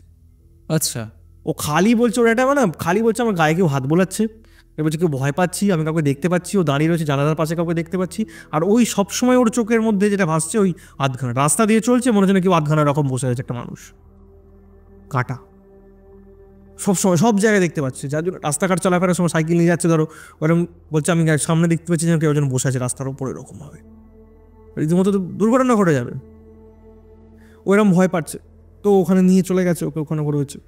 এবার এখানেতে এবার ভদ্রলোক নিজেই রান্নাবান্না করছেন, থাকছেন, খাচ্ছেন, প্রথম দিন কিচ্ছু হয়নি।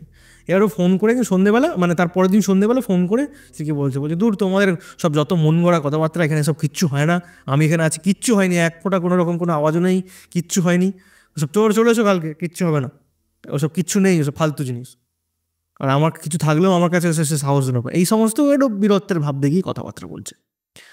ফোন রেখে দিয়েছে, ফোন রেখে দেওয়ার পর ভদ্রলোক রান্না খাবার আগেই করা ছিল, রুটি খেয়েছে, রুটি টুটি খেয়ে এবার শুয়ে পড়েছে ওই ঘরে, ছেলের ঘরে শুয়েছে, শুয়ে এবার ঘুম ঘুম ভাব এসেছে, দরজায় এরকম কেউ খুব আলতো হাতে কেউ এরকম করে চাপ দিচ্ছে, প্রেসার দিচ্ছে, পাখা চলছে, শুনতে পাইনি প্রথম, বুঝতে পারিনি, তারপর না দরজাটা মানে সেই মানে দরজার যে একটা ক্যাচকুচ আওয়াজ টাইপের হয় না, সেরকম একটা আওয়াজ, মানে কেউ প্রেসার করছে বাইরে থেকে দরজাটাকে, সেটাও বুঝতে পারছে, বসে পড়েছে উঠে, বসেও বুঝতে পারছি দরজার নিচের দিকটা থেকে কেউ প্রেসার করছে, আচ্ছা, নিচের দিকে কেউ প্রেসার করছে, সাহস দেখিয়ে একদম লাইট ফাইট জেলে বাইরে বেরিয়েছে, বেরিয়ে সেম হচ্ছে যেটা দেখেছিল সেম ওই ভদ্রলোক দেখছে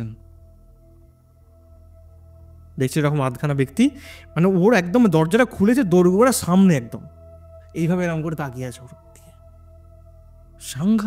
সাংঘাতিক মানে ওই মানে যে কেউ ওখানে, ভদ্রলোক খুব সাহসী বা ওই ধরনের সব মানত না বলে একটুখানি নিজেকে সামলে নিয়েছে, আপনাদের দরজা বন্ধ করে সঙ্গে সঙ্গে দরজা বন্ধ করে দিয়ে ওর সারা রাত ওখানে আর ঘুমায়নি, বিছানার ওপর বসেছিল সারা রাত। সকালবেলা হতে ওরা এসছে, সকালবেলা বাইরে বেরিয়েছে, আবার 2-1জনের সঙ্গে খোঁজাখুঁজি করছে যে এখান থেকে আমরা চলে যাবো কী করে, বাড়ি ছেড়ে দেবে অন্য জায়গায়। তৎক্ষণ ওরা একটা ফ্ল্যাট পেয়ে যায়, ফ্ল্যাটে তো ওরা 2-1 দিনের মধ্যেই ওরা ওখানে পুরোপুরিভাবে শিফট করে, এই বাড়ি ছেড়ে দিয়ে পুরো। এইবার ওখানে চলে যাওয়ার পরেও ছেলেটা কিন্তু ভয় পাওয়াটার বন্ধ হচ্ছে না। আর ওই যেখানে ফ্ল্যাটে থাকছে বেশি দূরে নয়, পাশের পাড়াতেই ধরতে গেলে, ওই পাড়া থেকে ওর স্কুলে যাওয়ার ওই রাস্তা, ঠিক আছে, তো ও যাচ্ছে সাইকেল নিয়ে, ওর ওই পুরোনো ওই বাড়ির সামনে দিয়েই যেতে হবে। যখনই ওই বাড়ির সামনে দিয়ে যাচ্ছে বলছে ওই দোরগোড়ার সামনেও নাকি ও দেখতে পাচ্ছে, ছেলেটা বলছে দোরগোড়াতে নাকি ওই আধখানা লোকটা বসে আছে। বলছে দিনের বেলা কেউ রাস্তায় বসে থাকে, আচ্ছা মানছি না হোক ওটা কোনো প্রেতাত্মা বা ভূত বা কিছু কোনো স্পিরিট। ওর বাবা বলছে মানছি, আমি তো দেখেছি কিছু না কিছু একটা আছে, কিন্তু সে এরকম বাইরে বসে থাকবে, তুই ভুল দেখছিস, ছেলেটাকে বোঝানোর চেষ্টা করছে, তুই ভুল দেখছিস, তুই আমার সঙ্গে একদিন যাবি স্কুলে, দেখতে পাস কিনা বলবি। বলে এবার ওর বাবার সঙ্গে যাচ্ছে সাইকেলে চেপে, বলছে বাবা ওই দেখো বসে আছে, ছেলেটা দেখতে পাচ্ছে বলছে বাবা ওই দেখো বসে আছে। বাবা বলছে কয় বসে আছে, ওর বাবার দেখতে পাইনি, ওর বাবা ওই একবারই দেখেছিল। বলছে দূর কয় কোথায়, কিছু নেই তো ওখানে, চ তুই ওখানে চ। বলে এরকম না অস্বাভাবিক লক্ষণ ওর মধ্যে হতে থাকে। এবার ওর অফিসের মধ্যে গেছে, অফিসের মধ্যে গিয়ে ওই বলছে এরকম খুব সমস্যার মধ্যে পড়েছি, ছেলেটাকে নিয়ে খুব ভুগতে হচ্ছে। তখন ওদের অফিসেরই কোনো একজন স্টাফ খোঁজ খবর দেয়, দিয়ে ওরা শ্রীরামপুর থেকে আমাদের কাছে ওই আসে, সেই পুরো ঘটনাটা বলে। আমি তো পুরো ঘটনাটা শুনে রীতিমতো আমার বলছি না তোমাকে, যখন বলছি আমি ওই সিচুয়েশানটা ভাবছি, ওই যে ব্যক্তি বা যে মানে যে বডিটা ওরকম, তার বর্ণনাটা কি হতে পারে, মারাত্মক ব্যাপার। এবার বাবা বললেন যে ঠিক আছে, ক্রিয়াদি করা খুব কঠিন ব্যাপার, তোমাকে যাবতীয় যা করার করে দিচ্ছি। বলে ছেলেটাকে যা মানে অমাবস্যার যে সমস্ত দিনে বাবা করলেন সমস্ত কিছু যা কিছু করা, ছেলেটা ঠিক হলো, ছেলেটা যা করা ঠিক হলো। এইবার প্রবলেম শুরু হলো ওর বাবার, মানে ভদ্রলোকের। আচ্ছা, অসুস্থ হতে শুরু করেছে, শরীর খারাপ, মানে ভালো হচ্ছে, আজকে জ্বর হচ্ছে, কালকে পেট খারাপ তো মাথার যন্ত্রণা, এরকম লেগেই গেছে, নানা রকমের সমস্যার। ভদ্রলোক আস্তে আস্তে আস্তে আস্তে না মানে ও শুকিয়ে টাইপের যাচ্ছে, শুকিয়ে টাইপের। এবার ওরা ভেবেছে হয়তো ওর স্ত্রী বলছে কেউ বানটান মেরেছে নাকি, হ্যান তেন এরকম ব্যাপার। তখন তুমি চলো আর একবার ওখানে সবুজকালী মায়ের মন্দিরে ওখানে বাবার কাছে যাই একবার, যে বান মেরেছে কেউ হয়তো। বাবা বলছে এসব কিচ্ছু নয়, সব বান টান কিছু মারেনি, অন্য কিছু একটা ব্যাপার হচ্ছে, ওই এফেক্টটা এদের ওপরে থেকে যাচ্ছে না, কিছু একটা এফেক্ট এদের উপর অ্যাট্রাক্ট হয়ে গেছে, ক্রিয়া কিছু করতে হবে। তখন সেই সময়তে বাবা তারাপীঠে যাবেন, আমাদের তারাপীঠে যাবেন। আমি বলেছি ডেটটা আমার মনে আছে, সেটা ছিল তোমার 27শে সেপ্টেম্বর সেই বছর। 27শে সেপ্টেম্বর খুব মনে আছে। তার কিছুদিন পরেই মহালয়া ছিল, মানে মহালয়ার আগের সময়টাতেই আমরা যাব সেই বছর। কোন সালের কথা বলছো? এইটা ওই মহালয়া যে বছর, এবছর তো 2রা অক্টোবর মহালয়া পড়েছিল, সেই বছর 2রা অক্টোবর, আমার সালটা মনে পড়ছে না, সেই বছর 2রা অক্টোবর মহালয়া পড়েছিল, আমার এটুকু মনে আছে। খুব সম্ভবত 2022 হবে হয়তো, আমার মনে পড়ছে না যে সালটা, আমি বলতে পারছি না ওটা কবে কোন সালে হয়েছিল। আমার একটা স্পষ্ট মনে আছে 2রা অক্টোবর মহালয়া আছে, তার আগে 27 তারিখ একটা বিশেষ কাজ নিয়ে বাবা তারাপীঠে এমনি সচরাচর তো যান না, সেই বছর আমাদের ঠিক হয়েছিল যে যাওয়া হবে। তো বাবা বললেন তাহলে তোমরা চলো ওখানেতেই যা কিছু ক্রিয়া, কারণ ওখানে তো একটা আলাদাই মাহাত্ম্য বা ব্যাপার রয়েছে। এইবার ওখানেতে গিয়ে ওনাকে তো সব ঠিকঠাক করা হলো, আর কিছু প্রবলেম হয়নি।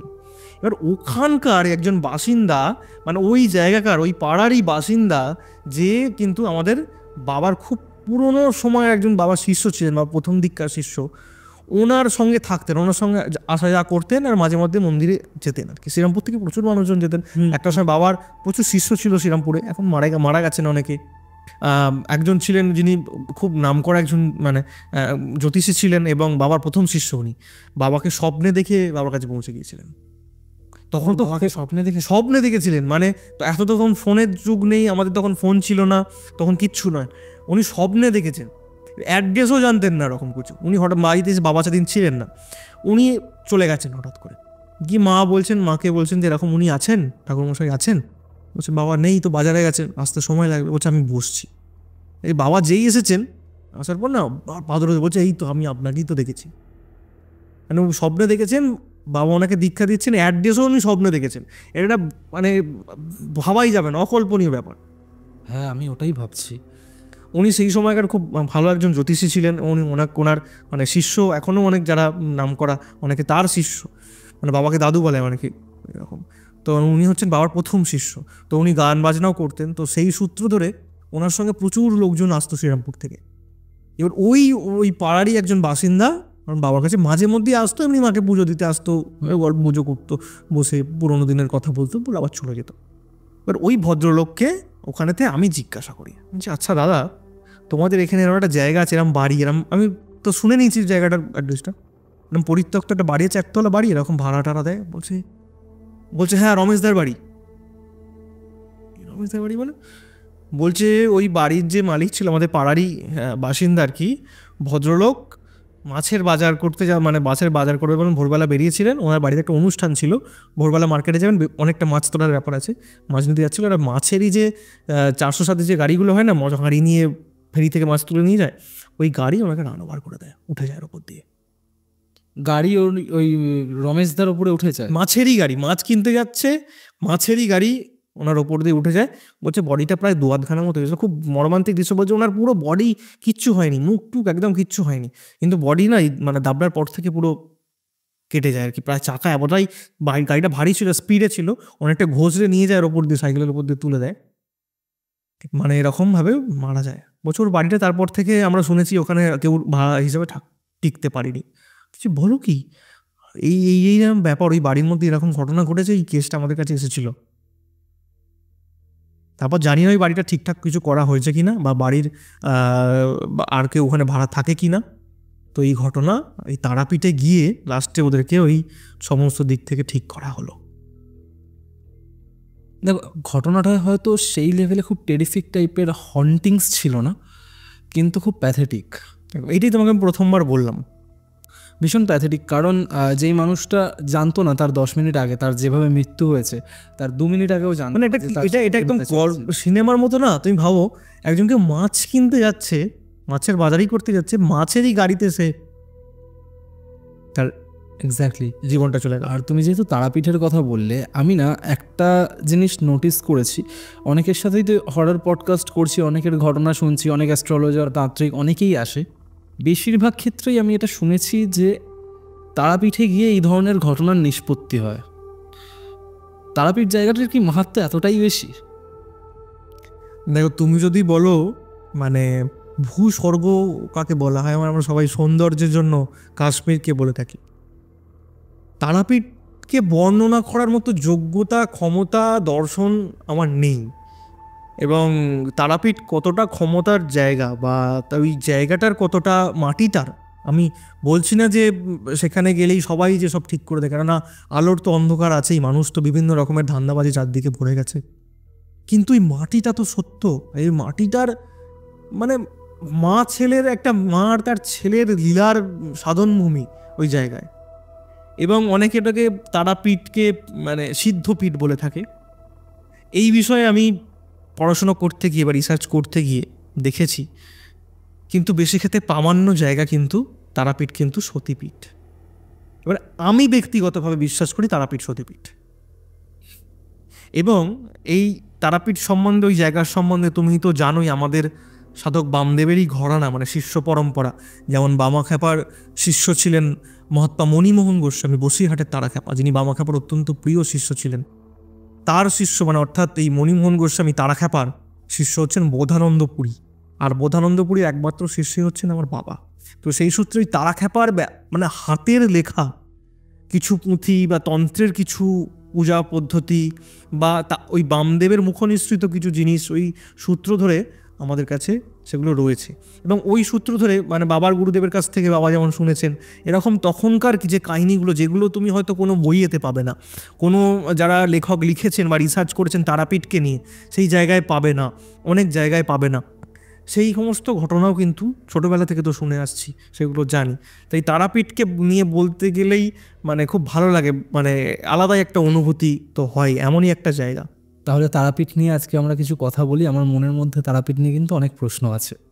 নিশ্চয়ই করে ফেলো। আমি যতটা জানি এবং আমি যতটা শুনেছি বললাম আমার ঘটনার পক্ষ থেকে। এবং তারাপীঠ নিয়ে আজ থেকে নয়, সত্যি বলছি তোমাকে মনের কথা, আজ থেকে নয়, মানে আমার প্রথম তারাপীঠ, ছোটবেলা থেকেই তারাপীঠ নিয়ে হয়। আমার প্রথম তারাপীঠ যাও 2007 সালে বাবার হাত ধরে। আচ্ছা, 2007-এ আমি প্রথম বাবার সঙ্গে তারাপীঠে যাই। তখনকার তারাপীঠ শ্মশান বা তারাপীঠের ওই জায়গার একটা পরিবেশটা অন্যরকম ছিল, এখনকার মতো এতটা ঝাঁ চকচকে তারাপীঠ শ্মশানে তখন সাধুদের কুঠিরগুলো থাকতো এবং অন্যরকম একটা ব্যাপার ছিল। আমার ওই 2007-এর তারাপীঠকে খুব মিস করি আমি, বা তার আগেও যারা গেছেন ওই তারাপীঠকে সবাই মিস করে। এবং এই কালের প্রভাবে তো একটু উন্নত হবেই সমস্ত কিছু জায়গা, কিন্তু কিছু জায়গা আমার মনে হয় যে তাকে সেই জায়গায় রেখে দিলে তার ওই জায়গাটা থাকে, যেটা এই মাহাত্ম্য উপলব্ধ করে নিয়ে যায়। একদম একদম। তো ওই 7-এ যাওয়া, 2007-এ যাওয়া, তারপর থেকে কিন্তু তারাপীঠের প্রতি একটা আকর্ষণ তৈরি হয়। আর এর মাঝখানে একটা বলি, মানে তারাপীঠের পেছনে আরও বেশি আকর্ষণ আমার হয়, আমি বিভিন্ন রকমের বইগুলো পড়তে শুরু করি, তার সঙ্গে সেই সময় একটা সিরিয়াল হতো। আচ্ছা, তারাপীঠ নিয়ে একটা খুব সিরিয়াল হতো, যেটা বেশ কিছুদিন ধরে চলেছিল সিরিয়ালটা। ওইটার কিছু অংশ আমি দেখেছিলাম। দেখে না, তারাপীঠ নিয়ে আমার আলাদাই একটা আগ্রহ তৈরি হয়েছিল। বাবাকে জানতে চাইতাম, বাবা তুমি গুরু দাদুর মুখ থেকে কি শুনেছো তারাপীঠ নিয়ে, সেসবগুলো আমি তখন বাবার কাছ থেকে জানতাম, বই পড়তাম, সমস্তগুলোকে নিয়ে একটু মিলিয়ে ঝুলিয়ে এই এতদিনকার কিছু কথা আমি জমিয়ে রেখেছি। তুমি প্রশ্ন করো যদি সেখান থেকে কিছু গুছিয়ে বার করতে পারি কিনা। এটা আমি দেখেছি, বেশিরভাগ ক্ষেত্রে আমি নোটিস করেছি যে তারাপীঠ সম্পর্কে কথা বলতে গেলেই মানুষ একটা কথা বলে যে তারাপীঠ শুধুমাত্র মন্দির নয়, মন্দিরের থেকে অনেক বেশি কিছু তারাপীঠে লুকিয়ে রয়েছে। কি আছে তারাপীঠের ইতিহাস কি? দেখো, তারাপীঠের জায়গার ইতিহাস বলতে গেলে তারাপীঠকে প্রথম তারাপীঠ কেন কিভাবে হলো, বা তারাপীঠকে প্রথম মা তারার আবির্ভাব বা কী করে কোনো হলো সেটা জানতে হয়।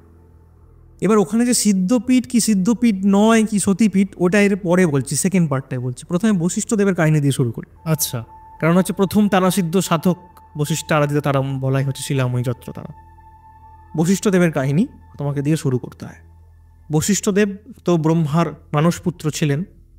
উনি ব্রহ্মাদেবের কাছে হঠাৎ করে একদিন গেছে, ওনার মনের ইচ্ছা হয়েছে যে উনি এমন এক বিদ্যার সাধনা করবেন যেটা দিয়ে সমস্ত কিছুকে করায়ত্ত করা যায় সমস্ত কিছু, যেন আচ্ছা, জগতে আর কিছু ওনার কাছে আর কিছু মানে না পারার কিছু বিষয় না থাকে। তাই ওনার মানে পিতার কাছে গেছেন, ব্রহ্মাদেবের কাছে গেছেন বশিষ্ঠদেবের মানসপুত্র যেহেতু, বলে পিতাকে ব্রহ্মাদেব হচ্ছেন বশিষ্ঠদেবের মানে পিতা। ঠিক আছে। আর এই বশিষ্ঠদেব হচ্ছে অজনী সম্ভূতা, মানে কারোর গর্ভ থেকে জন্মগ্রহণ করেন উনি। ওকে, রামচন্দ্রের কুলপুরোহিত, মানে কুলগুরু। এবং ব্রহ্মাদেবের কাছে গেছেন, বলেন যে পিতা আপনার কাছে আমার একটা নিবেদন আছে। ব্রহ্মাদেব বলে বলো তোমার কি প্রশ্ন। তখন ব্রহ্মাদেব বলছেন যে বলো তোমার কি ব্যাপার। তখন বলছে আমাকে এমন এক বিদ্যার সাধনা করতে দিন বা পথ দেখান যাকে দিয়ে আমি সমস্ত কিছু করায়ত্ত করতে পারি, এমন এক বিদ্যা বলুন আমি যেটা সাধনা করতে পারি। তখন ব্রহ্মাদেব বলেছে তোমার এই যখন মনের ইচ্ছা, তুমি দশ মহাবিদ্যার সব থেকে শ্রেষ্ঠ বিদ্যা দেবী তারার আরাধনা করো, দেবী তারা সাধনা করো, দ্বিতীয় বিদ্যা তারা দেবীর আরাধনা করো। তো কীভাবে কী করবে না করবে সবগুলো, মানে আমি কিভাবে সাধনা করব, তুমি চলে যাও তাহলে কামাখ্যায় নীলাচল পর্বতের ওখানে তুমি মা দেবী তারা সাধনা করতে শুরু করো। বলে উনি ওনার কথা আগে মানে প্রণাম জানিয়ে বাবাকে, মানে পিতাকে প্রণাম জানিয়ে, ব্রহ্মাদেবকে প্রণাম জানিয়ে উনি এক গভীর অরণ্যে পাহাড়ের কোলে নীলাচল পর্বত কামাখ্যার ওখানে উনি সাধনা করতে শুরু করেন। দীর্ঘকাল অতিবাহিত হয়ে যায়, ওনার আর সিদ্ধি লাভ আর হচ্ছে না। যখন কিছু হচ্ছে না, দর্শন পাচ্ছেন না, উনি তখন আবার ব্রহ্মাদেবের কাছে যান, গিয়ে বলেন যে পিতা আমি তো কোনো রকম কোনো ফল পাচ্ছি না, সাধনা করে চলেছি।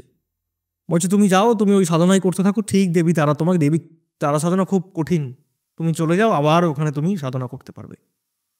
এবার এই সাধনা বা এই সমস্ত নিয়ে না অনেক বহুল প্রচলিত, এক একটা লেখক এক এক জায়গায় এক এক রকমের কথা বলে আছে। এবার আমি কিন্তু এই সমস্ত দিকে নিয়ে যেটা সব থেকে বেশি প্রামাণ্য, যেটা সব থেকে বেশি গ্রহণযোগ্য সেই কথাটা বলবো। ঠিক আছে, এখানে অনেকে হয়তো কমেন্ট করবে যে আমি তো অমুক পড়েছি, আমি তো অমুক শুনেছি। শুনতেই পারো ভাই, কেননা হচ্ছে বিভিন্ন জায়গায় বিভিন্ন রকমের মতবাদ, একটা জায়গা আদি ঐতিহাসিক জায়গা, সেখানকার নিয়ে বিভিন্ন মানুষের নিজের মতবাদ থাকবেই। তো আমি যেটা সব থেকে বেশি প্রামাণ্য যে জায়গাটায় পেয়েছি বা আমার মনে হয়েছে, উপলব্ধি হয়েছে যে এই জায়গাটাই সঠিক আর কি, এটা উচিত।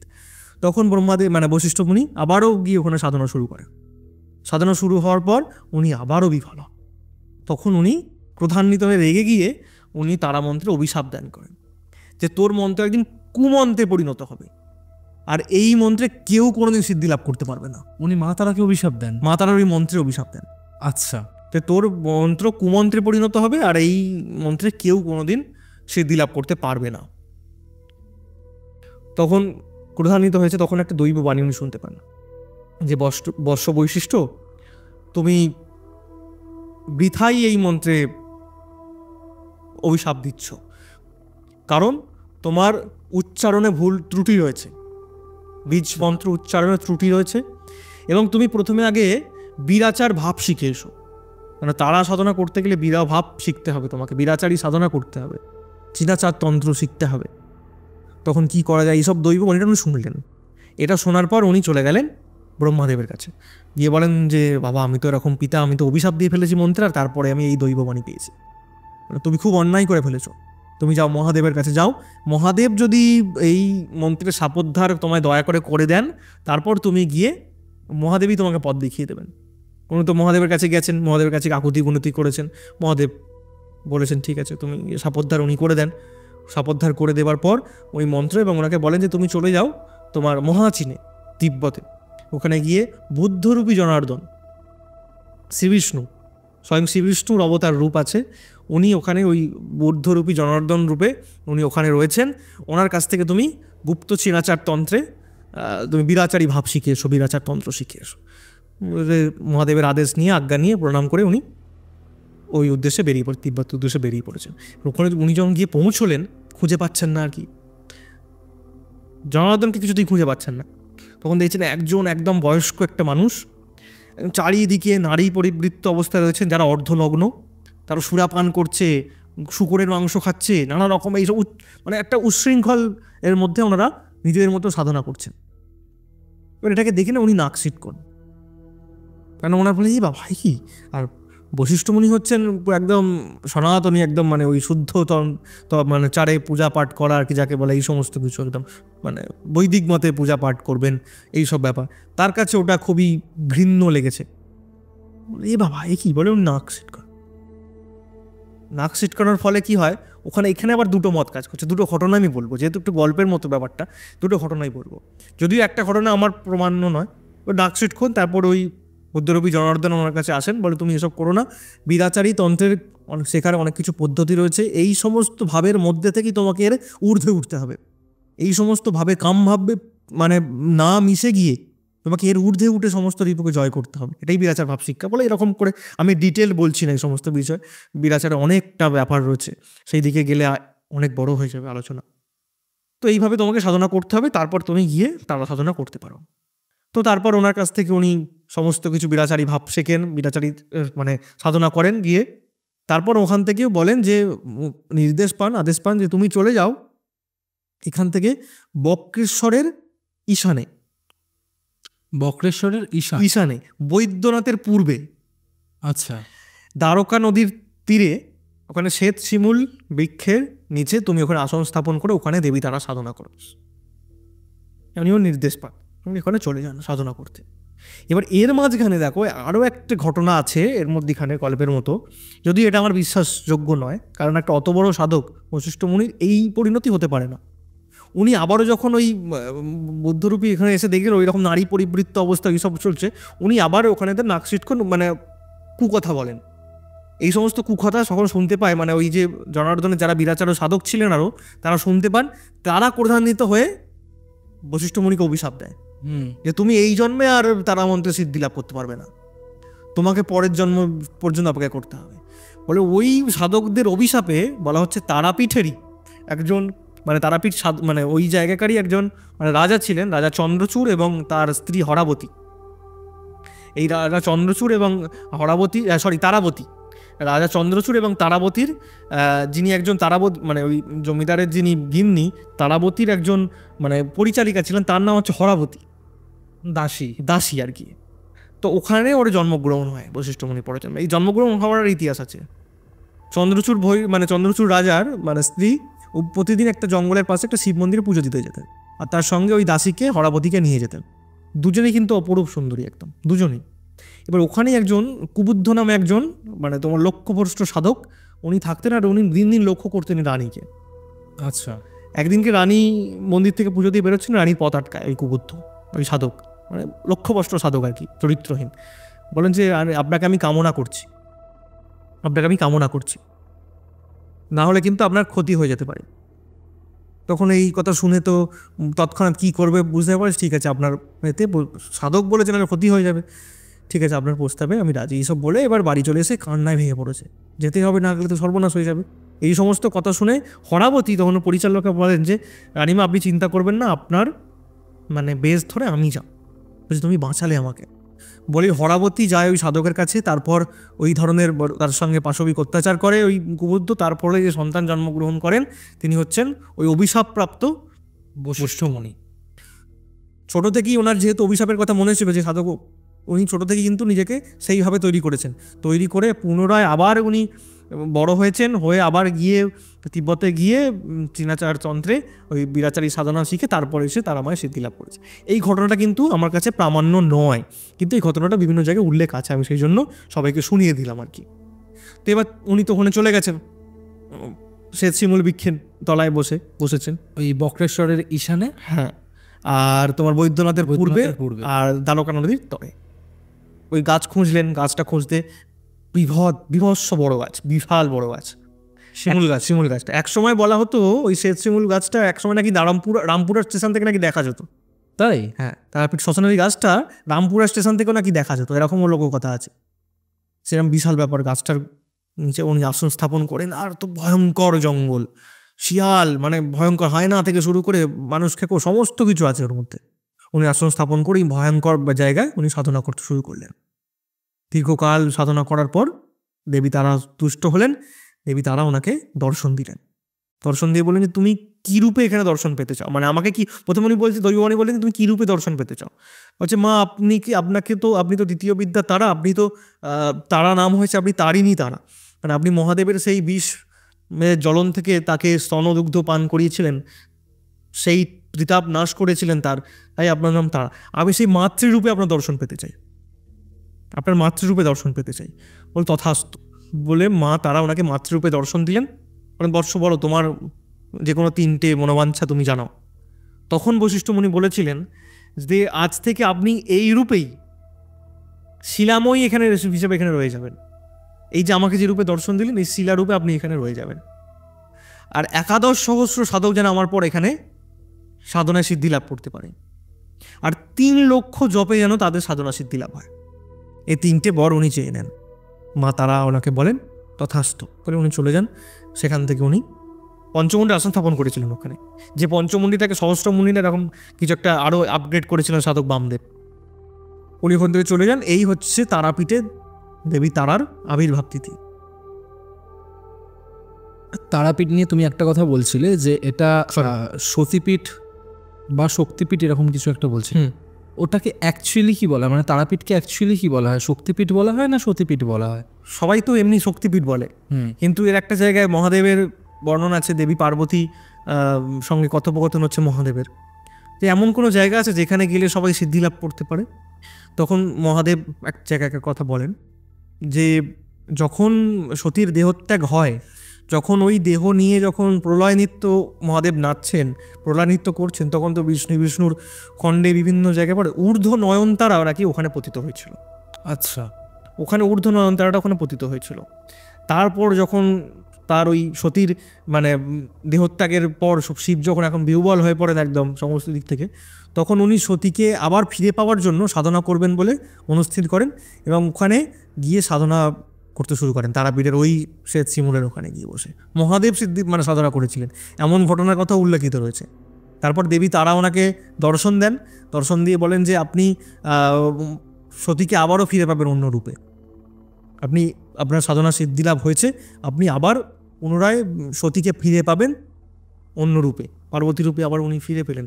এই রকমের বর্ণনাও রয়েছে। তাই কোথাও গিয়ে একটা তো সতীপীঠ তো বলা যেতেই পারে। ঊর্ধ্ব নয়নতারা মায়ের ওখানে বিভিন্ন যে পীঠমালা তন্ত্র, পীঠ নির্ণয় তন্ত্র এরকম অনেক জায়গায় রয়েছে, বিভিন্ন জায়গায় বিভিন্ন রকম কথা বলছে, কিন্তু কিছু কিছু জায়গার ক্ষেত্রে প্রামাণ্য কিন্তু ঊর্ধ্ব নয়নতারা কিন্তু এখানে করেছে। এটা আমার ব্যক্তিগতভাবে আমি যত জায়গায় মানে যত কিছু যা কিছু নাড়াঘাটা করেছি, পড়াশোনা করেছি বা চর্চা করেছি বা ওই সূত্র ধরে যে সমস্ত কিছু জেনেছি, তার মধ্যে এখানে এটা আমার সবথেকে বেশি প্রামাণ্য লেগেছে শক্তিপীঠ হিসাবে।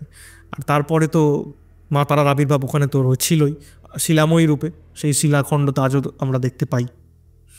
তো তারাপীঠ নিয়ে কথা বললে যার কথা সবার প্রথমে মাথায় আসে বা যার কথা না বললেই নয়, সাধক বামাখ্যাপা। কে ছিলেন সাধক বামাখ্যাপা? শুধুমাত্রই কি একজন মাতৃসাধক, নাকি এমন কোনো পাওয়ারফুল তান্ত্রিক যে অন্য জগতের সাথে যোগাযোগ স্থাপন করতে পারতেন? আবার এটার উত্তর দিয়ে আমার কাছে খুব কঠিন হয়ে গেল। স্বয়ং শিবাবতার উনি, তো ওনাকে কি কি তান্ত্রিক বলবো না ওনাকে সাধক বলবো, এটা তো আমার ধৃষ্টতা হয়ে যাবে। উনি স্বয়ং মায়ের সঙ্গে উনি লীলা করতেন, মায়ের সঙ্গে কথা বলতেন, উনি না খেলে মা খেতেন না, ওনার হাতে ছাড়া মা খাবার কি সন্তুষ্ট হতেন না।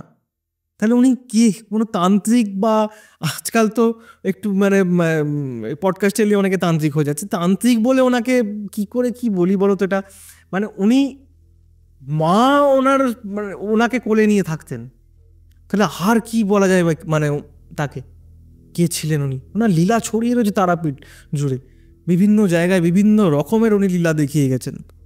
তারাপীঠের জুড়ে প্রচুর লীলা আছে ওনার, প্রচুর একটা ঘটনা উনি তারাপীঠের বুকে যে সমস্ত লীলা দেখিয়ে গেছেন।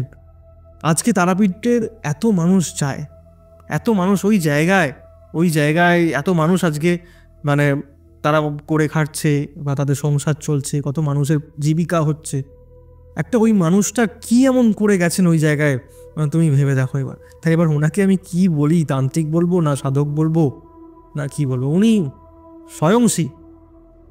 আচ্ছা, উনি কি স্বয়ং মহাদেবেরই অবতার? হ্যাঁ, শিবাবতার, উনি তো শিবেরই অংশ। আচ্ছা, শিবেরই অংশ। ওনার জন্মই তো শিব চতুর্দশী তিথিতে। ওকে। ওনার জন্মই হচ্ছে শিব চতুর্দশী তিথিতে। ওনার বাবা মা যখন সর্বানন্দ চট্টোপাধ্যায় এবং ওনার মা যখন ওনার বিবাহ হয়, তারপরে ওনাদের সন্তান কামনার জন্য, পুত্র সন্তান কামনার জন্য মা তারার মন্দিরে ওনারা একটা কুঠার মানে মাকে সেই দেয় না, মানে মানত করে যেটাকে বলে, কুঠার মাকে মানত করেছিল, যাতে মা আমার পুত্র সন্তান আমাকে দাও। তার আগে একজন কন্যা সন্তান ছিল জয়কালী দেবী, উনি কিন্তু সাধিকা ছিলেন না, বিয়ে হয়েছিল না হয়নি এরকম একটা ব্যাপার। তো উনি সাধিকা ছিলেন, উনিও তন্ত্র সাধনা করেছিলেন একটা সময়। তো তারপরে কিন্তু বামদেবের জন্মগ্রহণ হয়, এবং জন্মগ্রহণ হয় শিব চতুর্দশী তিথিতে। আচ্ছা, শিব চতুর্দশী তিথিতে রাত্রি তৃতীয় প্রহরে, মানে যদি প্রহরগুলো তুমি নিশ্চয়ই জানো, প্রথম প্রহর, দ্বিতীয় প্রহর, তৃতীয় প্রহর, চতুর্থ প্রহর, প্রত্যেকটা প্রহরের নাম আছে সদ্যজাতায়, বামদেবায়, মহাদেবায়, এইসব নাম আছে। তৃতীয় প্রহরের নাম তো বামদেবায়, বামদেব প্রহর বলা হয়। আচ্ছা। আর যেহেতু মা তারার আশীর্বাদে বা মা তারাকে কুঠার মানত করার পরেই ওনার জন্ম হয়েছিল, সেই কারণে ওনার বাবা সবার সঙ্গে আলোচনা করে নাম রাখেন বামাচরণ, মানে মা তারা তো আর একটা নাম বামা। তো ওই বামা এবং বামদেব প্রহরে জন্মগ্রহণ করেছিলেন, মানে শিবের ওই তৃতীয় প্রহরে, সেই জন্য ওনার নামই রাখা বামাচরণ চট্টোপাধ্যায়। উনি জন্মগ্রহণ করেছিলেন তো মানে শিব চতুর্দশী তিথিতে, কিন্তু স্বয়ং চলমান শিব। লোককথা অনুযায়ী সাধক বামাখ্যাপা যখন শ্মশানে বসে ধ্যান করতেন বা ধ্যানমগ্ন থাকতেন অথবা মায়ের সাধনা করতেন, তখন নাকি তিনি মাকে দেখতে পেতেন। ঠিক আছে, তো এটা কি তার মায়ের প্রতি ভালোবাসা থেকে কোনো রকমের ইলিউশন বা ভ্রম, নাকি সত্যিই তিনি অ্যাস্ট্রাল ট্রাভেল করতে পারতেন বা অ্যাস্ট্রাল কানেকশন তিনি তৈরি করতে পারতেন? এই প্রসঙ্গে বলি তাহলে কয়েকটা কাহিনী এর মধ্যে ঢুকে যায়, তারাপীঠে ঘটা কয়েকটা কাহিনী তাহলে বলি, তাহলে এর প্রশ্নের উত্তরটা তুমি দেওয়া হয়ে যাবে আমার। তারাপীঠের প্রথম এই যে তুমি বলছো যে মাকে উনি দেখতে পেতেন বা মায়ের সঙ্গে কথা বলতেন, তো মায়ের সঙ্গে কথা বলতেন, মা স্বয়ং উনি না খেলে মা খেতেন না, উনি না খেলে মা খেতেন না। একদিন উনি ঢুকেছেন মন্দিরের মধ্যে, সেই সময় মন্দিরের সমস্ত পাণ্ডারা মন্দির পরিষ্কার করেছে, একদম পুজোর সমস্ত কিছু ভোগ টোক সাজানো হয়েছে, বা আমাদের একদম শ্মশান থেকে একদম কাদা ঝুলো মেয়েকে সোজা মন্দিরের মধ্যে ঢুকে পড়েছে। বলছে এই খ্যাপা ঢুকে পড়লো মন্দিরের মধ্যে, যা গিয়ে সোজা একদম কোথাও কিছু নেই, জবা ফুলের মালা ছিল, একটা নিজের গলায় পড়েছেন, একটা মাকে পড়াচ্ছেন, ফুল ছুঁড়ছেন, নিজের মতো করে মা ফুল নিয়ে এইসব করছেন, ভোগের থালাটা মানে খাবি, আচ্ছা আমি না খেলে তুই খাবি না, নিজেই খেয়ে নিচ্ছেন, মাকে খাওয়াচ্ছেন, এইসব করেছে। এইটা এবার পাণ্ডারা তখন দেখতে পেয়ে বলছে এই আজকে সর্বনাশ করে দিল মায়ের মন্দিরে, বলে ওকে ওখান থেকে চুলের মুঠি ধরে বার করে বেদম মারে, বামদেবকে প্রবল প্রহার করে বামদেব মধ্যে কাঁদতে মন্দির থেকে বেরিয়ে যায়। আবার বলছে মাকে আবার মানে প্রতিষ্ঠা করতে হবে নতুন করে, মাকে এঁটো করে দিয়েছে, ছুঁয়ে দিয়েছে, সব করতে হবে। এবার বামদেব গিয়ে মায়ের শ্মশানেতে গিয়ে শুয়ে কাঁদছে, বলছে তোর কাছে গেলে তোর কাছে কোনোদিন যাবো না, কোনোদিন তোর মন্দিরে যাবো না, কাঁদতে বলছে। কিছুক্ষণ পর ওর এইটা খবর ওর নিজের মা, বামদেবের নিজের মা খবর পেয়েছেন। ছোটো মা বলতো নিজের মাকে। ওর মা এসে মাথায় হাত বুলেছে। ছোটো মা কেন আমাকে খুব মেরেছে। বলছে বাবা তোর খুব কষ্ট হয়েছে? বলছে খুব মেরেছে আমাকে, আমি আর ওই বেটির ওখানেতে যাবো না, ওই মন্দির আর যাবো না ওর ওখানেতে। খুব কষ্ট হয়েছে? বলছে হ্যাঁ কষ্ট তো খুব হচ্ছিল, তুই তো কিছুক্ষণ এসে আগে আমার গায়ে হাত বুলিয়ে দিলি, আমার ব্যথা হয়েছে। বলছে আমি কিছুক্ষণ আগে এলাম মানে আমি তো এইমাত্র এলাম, খবর পেয়ে শুনলাম তোকে খুব মারধর করেছে, সেই জন্য তো আমি ছুটে ছুটে আসছি এখানেতে। স্বয়ং মা এসে ওর হাত বুলিয়ে দিয়ে গেছে কোলে নিয়ে, কিছুক্ষণ আগে তার হাত বুলিয়ে সমস্ত ওই ব্যথা জ্বালা ভুলিয়ে দিয়েছে।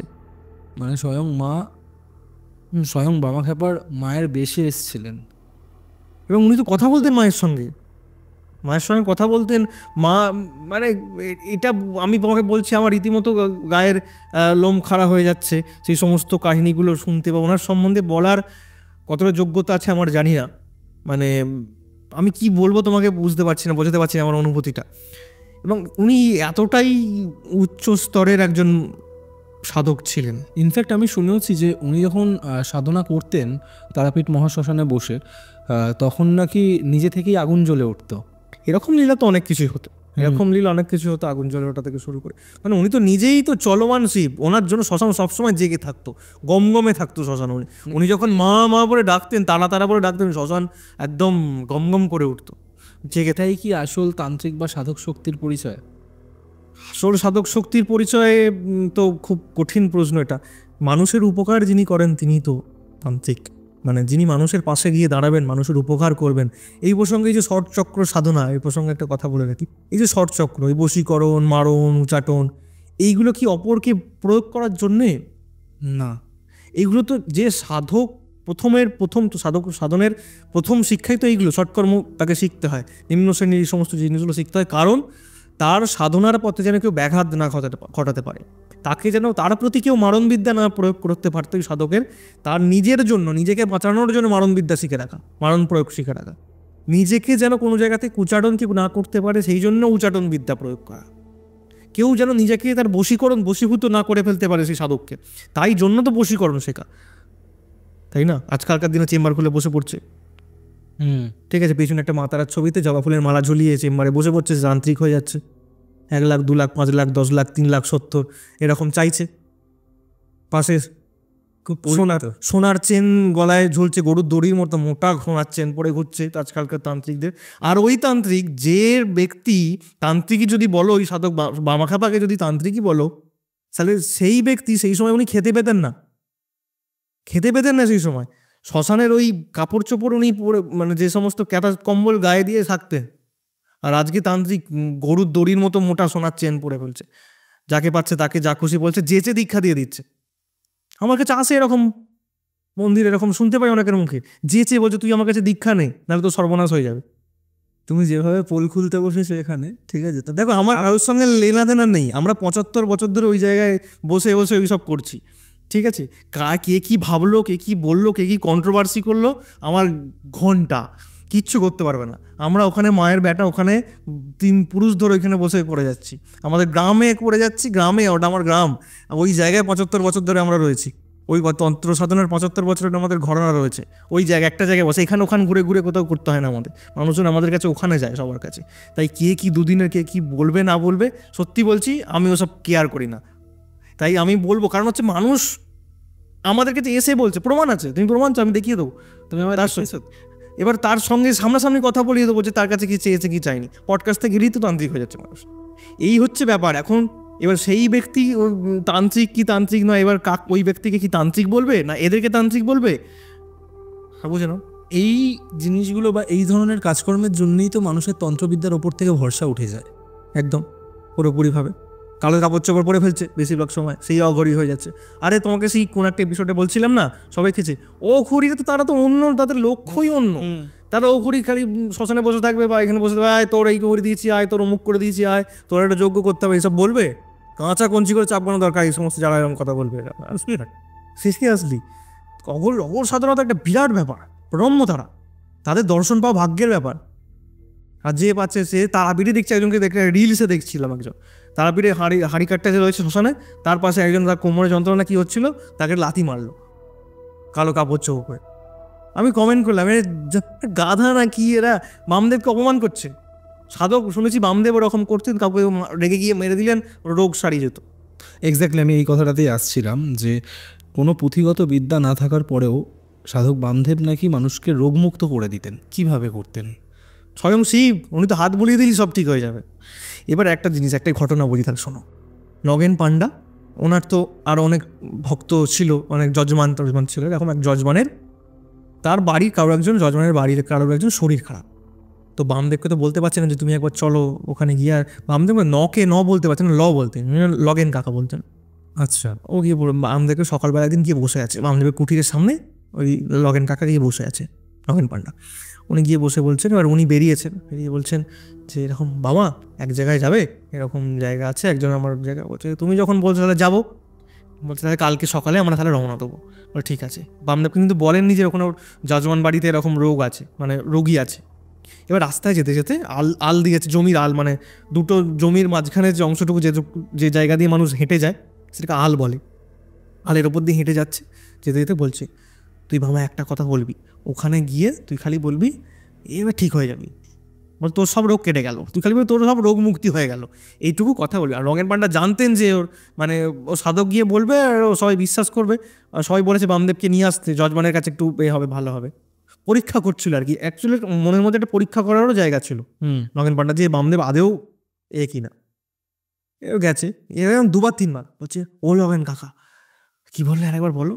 ও তখন বলছে তুই গিয়ে শুধু বলবি যে আজ থেকে রোগ মুক্তি হয়ে গেল। এরকম না বারবার 2-3 বার জিজ্ঞাসা করেছে মামা খাপা, একই কথা বলছে, কি বলবো গো কি বলতে বলতে পাখি পড়ানোর মতো বোঝাতে নিয়ে গেছে। এবার ওই রোগীর সামনে যেই নিয়ে গিয়ে দাঁড়িয়েছে, বাড়ির লোক তো সব প্রণাম করছে, মামা খাপা এসে গেছে বিশাল, বলে বামদেব এসছে, খ্যাপা ঠাকুর এসছেন তারাপীঠের, সবাই প্রণাম করছে। এইবার ওখানেতে এবার রোগীর কাছে গিয়ে বলছে, ও বাবা এ তো এক্ষুনি ফট হয়ে যাবে। সেই বলেছে, এবার সঙ্গে সঙ্গে টেনে খ্যাপা ঠাকুরকে টেনে বলছে, তুই কি করলি, এসব বললি? বলে বাড়ি থেকে যেই বেরিয়েছে, মানে জাস্ট বেরিয়েছে, ব্যাস ভেতরে মরা কান্না শুরু হয়ে গেছে, মারা গেছে। নগেন পান্ডা বুঝলেন যে উনি কত বড় মাপের সাধু। উনি যদি ওখানে ওনার কথা মেনে উনি বলতেন যে বেঁচে যাবে, তাহলে উনি তো ভণ্ড পরিণত হয়ে যেতেন। বাবা খ্যাপা ঠাকুরের কথা মিলল না।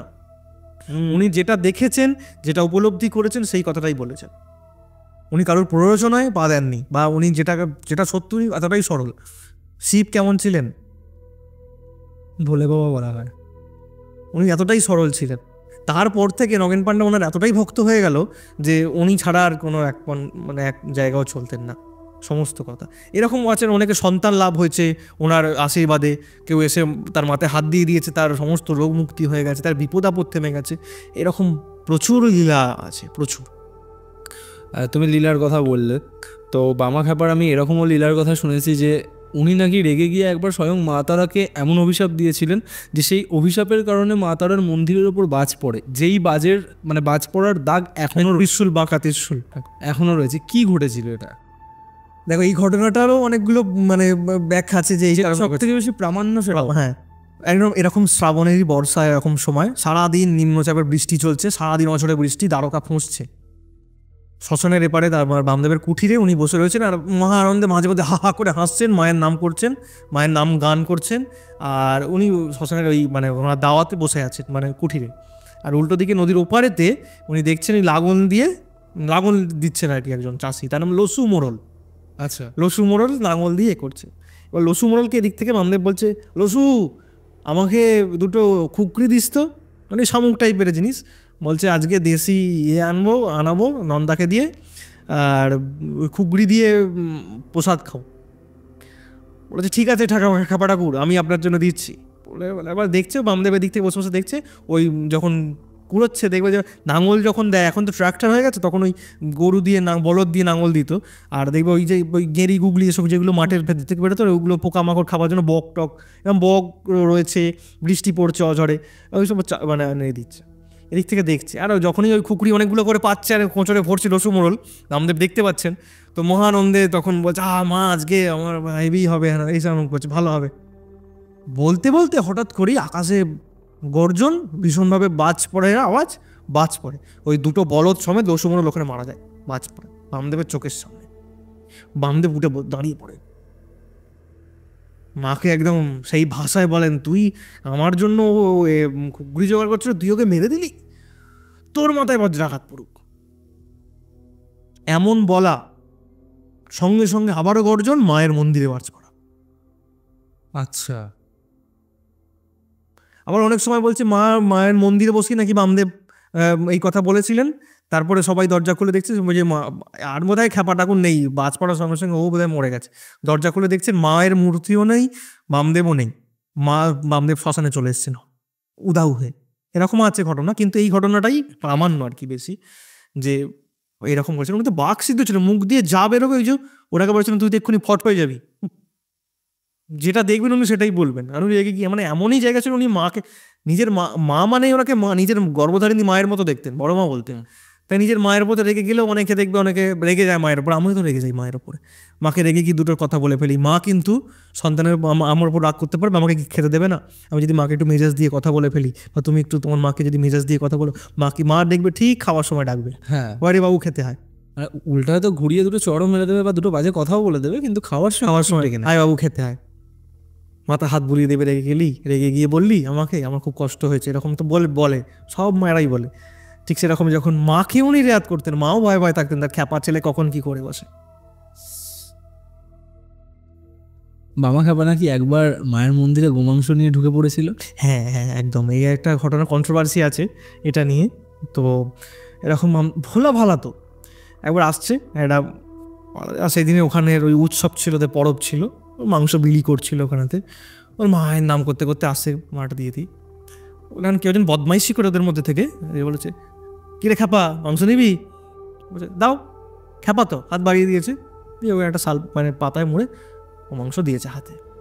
বললো সোজা ওটা কি একজন দেখেছে ওখানে, যে খ্যাপা মাংস নিয়েছে, ও সোজা ইয়ের মাংস এটা হাতে করে নিয়ে সোজা একদম মায়ের মন্দিরের মধ্যে ঢুকে গেছে সোজা। আচ্ছা, ওখানে যে হাতে মাংস দিয়েছে ওটা একজন কেউ দেখেছিল, আর সেও পেছনে ছুটতে ছুটতে আসছে যে খ্যাপার মাংস নিয়ে আসছে। আর এবার মন্দিরের সামনেও দেখছে যে এরকম মাংস নিয়ে ঢুকছে, মন্দিরের মধ্যে ঢুকে গেছে। ঢুকে গিয়ে আজকে সর্বনাশ হয়ে গেল, মন্দিরের সর্বনাশ হয়ে গেল। সবাই রে করে চারা কাঠ দিয়ে পেটাবে বলে এরকম রে করে ইয়ে আসছে, সব এসে দেখছে যে এরকম দিয়ে দিয়েছে মাংসর মধ্যে। মার বেদম মার, আমাদের প্রচুর মার খেয়েছেন প্রথম জীবনে, বেদম মারছেন। তখন একজন ওই নগেন পান্ডা এসে বলে দাঁড়া দাও, আগে দেখ ওখানে কী দিয়েছে। তখন একজন বলে না পান্ডা ঠাকুর আপনি দেখুন, আমি দেখেছি ওকে নিতে এরকম, চল বলে আগে দেখ, আগে তারপর মারবি ওকে। সবাই মিলে গিয়ে দেখছে যে বড় বড় 4-5খানা জবা ফুল, পঞ্চমুখী জবা ফুল। জবা ফুল? হ্যাঁ, পঞ্চমুখী জবা ফুল। উনি যখন দিচ্ছে ও চাই না মা, লাল রক্তর মাখানো, ও চাই না মা তোর লাল লাল জবা ফুল এনে, বাঘ সিদ্ধ। আচ্ছা, মাংস দিচ্ছেন বলছেন জবা ফুল, মাংসটাও জবা ফুল হয়ে গেছে, মা জবা ফুল হিসাবে গ্রহণ করে নিয়েছে। সবাই গিয়ে দেখছে পঞ্চমুখী জবা, মানে কেউ বদমাইশি করে ওনার হাতে দিয়েছিলেন। কার সঙ্গে বদমাইশি করবে? স্বয়ং শিবের সঙ্গে বদমাইশি করবে কেউ? কারণ সবাই অবাক যে জবা ফুল কোথা থেকে এলো, এই জবা তো আজকে আনা হয়নি, মাংসর তো কোনো চিহ্নই নেই, জবা ফুল হয়ে গেছে। এইরকম লীলা ওনার। এছাড়া আজকের দিনেও আমি শুনেছি যে মা তারাকে ভোগ নিবেদন করার আগে স্বয়ং বামদেব ভোগ আরতি করা একদম। এই ঘটনার সঙ্গে এবার একটা ওতপ্রোতভাবে আমি আগে বলেছি, বামদেবকে যখন ওই কাদা পায়ে ঢুকে যখন একটু হাতে খাওয়াচ্ছিলেন, প্রথম দিকে বললাম না, একটু সবাই তো মারধর করে ওনাকে তো বার করে দিলেন। তারপর ওনার মা এসে স্বয়ং গায়ে হাত বুলিয়ে ওনার ব্যথা নিবারণ করলেন। তারপর ওনার জন্মদাত্রী মা এলেন। তারপরে উনি আর শ্মশানে যেতেন না, এই মন্দিরে যেতেন না, শ্মশানেই থাকতেন, শ্মশানে বেলপাতা আর নদীর জল খেতেন, মন্দির আর যেতেন না। আচ্ছা, না খেয়ে থাকতেন, পুরো ওই গঙ্গ করতেন দিনরাত, যে আমি আর যাবো না মন্দিরে। হঠাৎ করে একদিন রানী অন্নদা সুন্দরী, নাটোরের রানী অন্নদা সুন্দরী একদিন স্বপ্ন দেখেন মায়ের, যে মা তারা বলছেন যে আমি আর তারাপীঠে থাকবো না, তোদের কাছে আর থাকবো না, আমার পুত্র আমার ভৈরব আমার বামাকে ওখানে ওরা মারধর করেছে, ওর ওপর অত্যাচার করে, তুই আর বিহিত কর, নাহলে আমি চলে যাচ্ছি এখনই। তখন স্বপ্নেই অন্নদা সুন্দরী বলেন যে মা আমি ক্ষমা করুন, আমি তো এইসব জানতাম না, আমি এক্ষুনি ব্যবস্থা করছি। পরদিনই অন্নদা সুন্দরী নাটোর থেকে আসেন, যদি মাঝখানে 1-2 দিন সময় লেগেছে। নাটোর থেকে এসে সোজা নদীতে স্নান করে ভেজা কাপড় পরে নির্দেশ দেন এখানে গিয়ে সাধক বামদেব বলে কে আছে তাকে খুঁজে বার করো। সবাই ওই তার পেয়াদা ফেয়াদা যারা ছিল সবাই মিলে বামা খ্যাপাকে গিয়ে খুঁজে বার করেছে, কুঠিরেই শুয়ে আছে। এবার রানী খবর পেয়ে কুঠিরে যান, গিয়ে কুঠিরে বাবা বেরিয়ে আসুন, ভয় আমাকে ভয় বেরোনে হয়তো পুলিশ এসছে ধরতে পড়তে এসছে বলে। তখন ওই নন্দা ছিল সামনে, বলছে বাবা ঠাকুর তো কিছু করেনি, বলছে বড় রানীর মা এসছে, রানীমা ওনার সঙ্গে কথা বলতে চান। বলে উনি এসছেন, খেবা খোলা এসে বলছেন, বলছে হাত জোর করে দাঁড়িয়েছে, তুমি বাবা ঠাকুর আপনার ওপর খুব অত্যাচার হয়েছে, মা আমাকে নির্দেশ দিয়েছেন আপনি ক্ষমা করে দিন। বলছে কিসের ক্ষমা? বলছে ও তো আমার ব্যথা ভালো হয়ে গেছে, বড় মাই ব্যথা ভালো করে দিয়েছে, তো ব্যথা ভালো হয়ে গেছে, ক্ষমা ক্ষমা ক্ষমা ক্ষমা ক্ষমা বলে 100 বার বলে যাচ্ছেন ক্ষমা ক্ষমা ক্ষমা ক্ষমা। উনি সঙ্গে সঙ্গে প্রণাম করলেন, রানী অন্নদা সুন্দরী একদম ষষ্ঠাঙ্গে প্রণাম করলেন, করে মন্দিরে এসে নির্দেশ দিলেন ওখানে যে আজ থেকে আগে মায়ের প্রিয় পুত্রের ভোগ হবে। কেননা কোন দেখবে মায়েরা তো এই মাত্র মায়ের কথাই হচ্ছিল, মা তো দেখবে মা কিন্তু আগে খায় না, আগে আমাদেরকে খাইয়ে তারপর মা খায়, লাস্ট শেষে খায়। সেরকমইভাবে মা চেয়েছেন তার ছেলে আগে খাবে, ছেলের আগে পেট ভরবে, তারপর মা খাবে।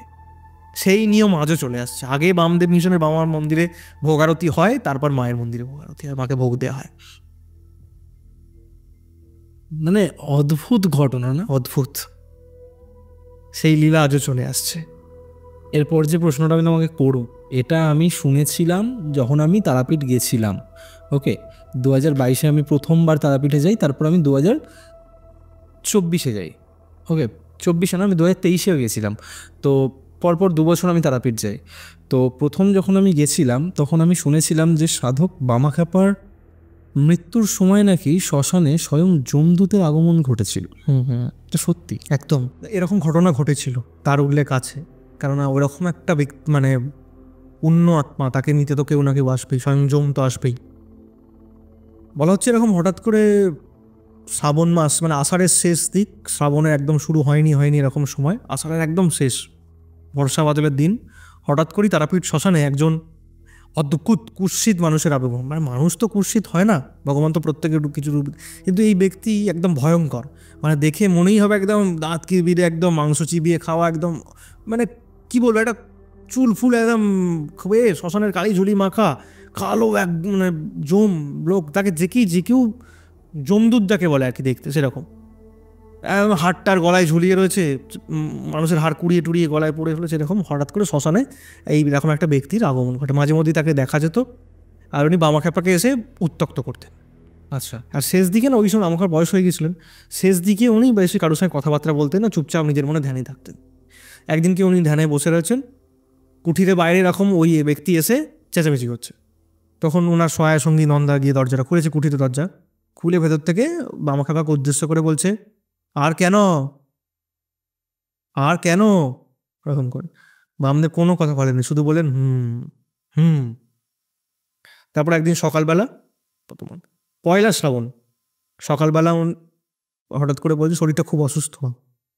এবার একে নন্দাকে বলছে একটু আমাকে এতে নদীর পাড়, দ্বারকার পাড়ে নিয়েছ, ঘাটে নিয়েছ। ঘাটে গিয়ে দাঁড়িয়ে রয়েছে, বলছে আমি আর বেশিক্ষণ নেই রে, নিজেই বলছে আমি বেশিক্ষণ থাকবো না। কি বলছেন বাবা, এসব বাজে কথা বলছেন সব বলে। তারপর হঠাৎ করে আবার ওই ব্যক্তির আগমন ঘটেছে, আবার বলছে আর কেন। আমাকে কোনো কথা না বলে রেগে গিয়ে খেস্তা গালাগালি করতে শুরু করেছে, একদম গালাগালি দিচ্ছে ওকে উদ্দেশ্য করে। গালাগালি করতে চল আমাকে এক্ষুনি নিয়ে চলো, কুটিরে নিয়ে চল, এ শালা মুখ তো মুখ আনতে, সব বলে গালাগালি করে করেছে। এইবার উনি বামদেবকে ঢুকিয়ে দিয়েছেন ঘরের মধ্যে, কুটিরের মধ্যে। এবার বাইরে বেরিয়ে হাউমাউ করে কাঁদছে নন্দা। ওর আরও বামদেবের যারা ছায়া সঙ্গী ছিল, কিছু পান্ডা ছিল, সবাই এসে বলছে তুমি কাঁদছো কেন? বলছে বাবা ঠাকুর এই নাম বলেছে, আর বেশিক্ষণ থাকবে না। বলে বামদেবের তো শরীরও নয়, কী করে সবাই মিলে বলছে আজকেই বোধহয় বামদেব দেহত্যাগ করবেন।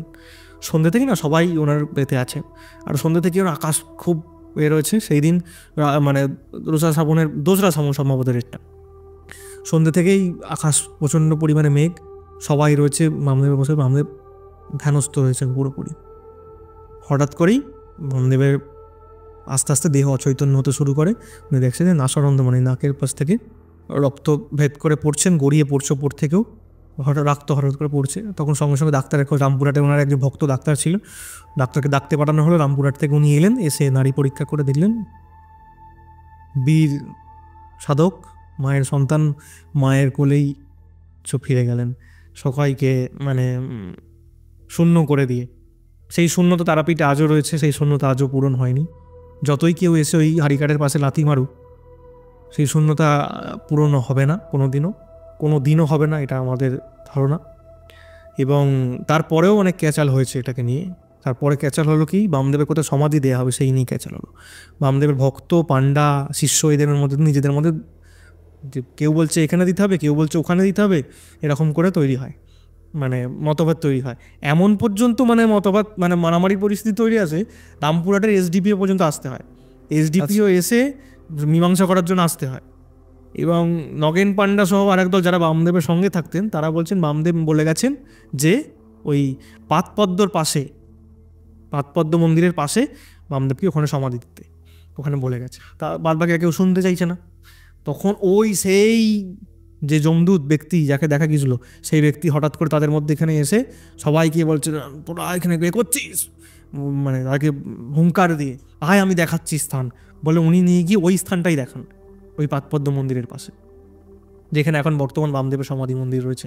এবং বলা হচ্ছে ওই সমাধি ওখানে যখন খোঁড়াখুড়ি হয়েছিল, ওখানে পুরনো মন্দিরের ভগ্নাবশেষ পাওয়া গেছিলো। আচ্ছা, আমাকে তারামায়ের মন্দির তো প্রথম ওখানেই ছিল, শ্মশানে ছিল। কারণ হচ্ছে বলা হচ্ছে, অনেকে বলছে দ্বিতীয়বার মন্দির তৈরি হয়েছে, অনেকে বললেন এটা তৃতীয়বার। প্রথমবার জয়দত্ত বণিক, দ্বিতীয়বার হচ্ছে রাজা রামজীবন চৌধুরী, এটা মতান্তরে। আর লাস্টবার হচ্ছে রাজা জগন্নাথ রায়, যার যে মন্দিরটা এখন দেখতে পাও। বলা হচ্ছে দুবার মন্দির সংস্কার হয়েছে। প্রথমবার জয়দত্ত বণিক ওই পাতপদ্মা এখন যেখানে আছে ওখানেই জয়দত্ত বণিক মন্দির স্থাপন করেছিলেন।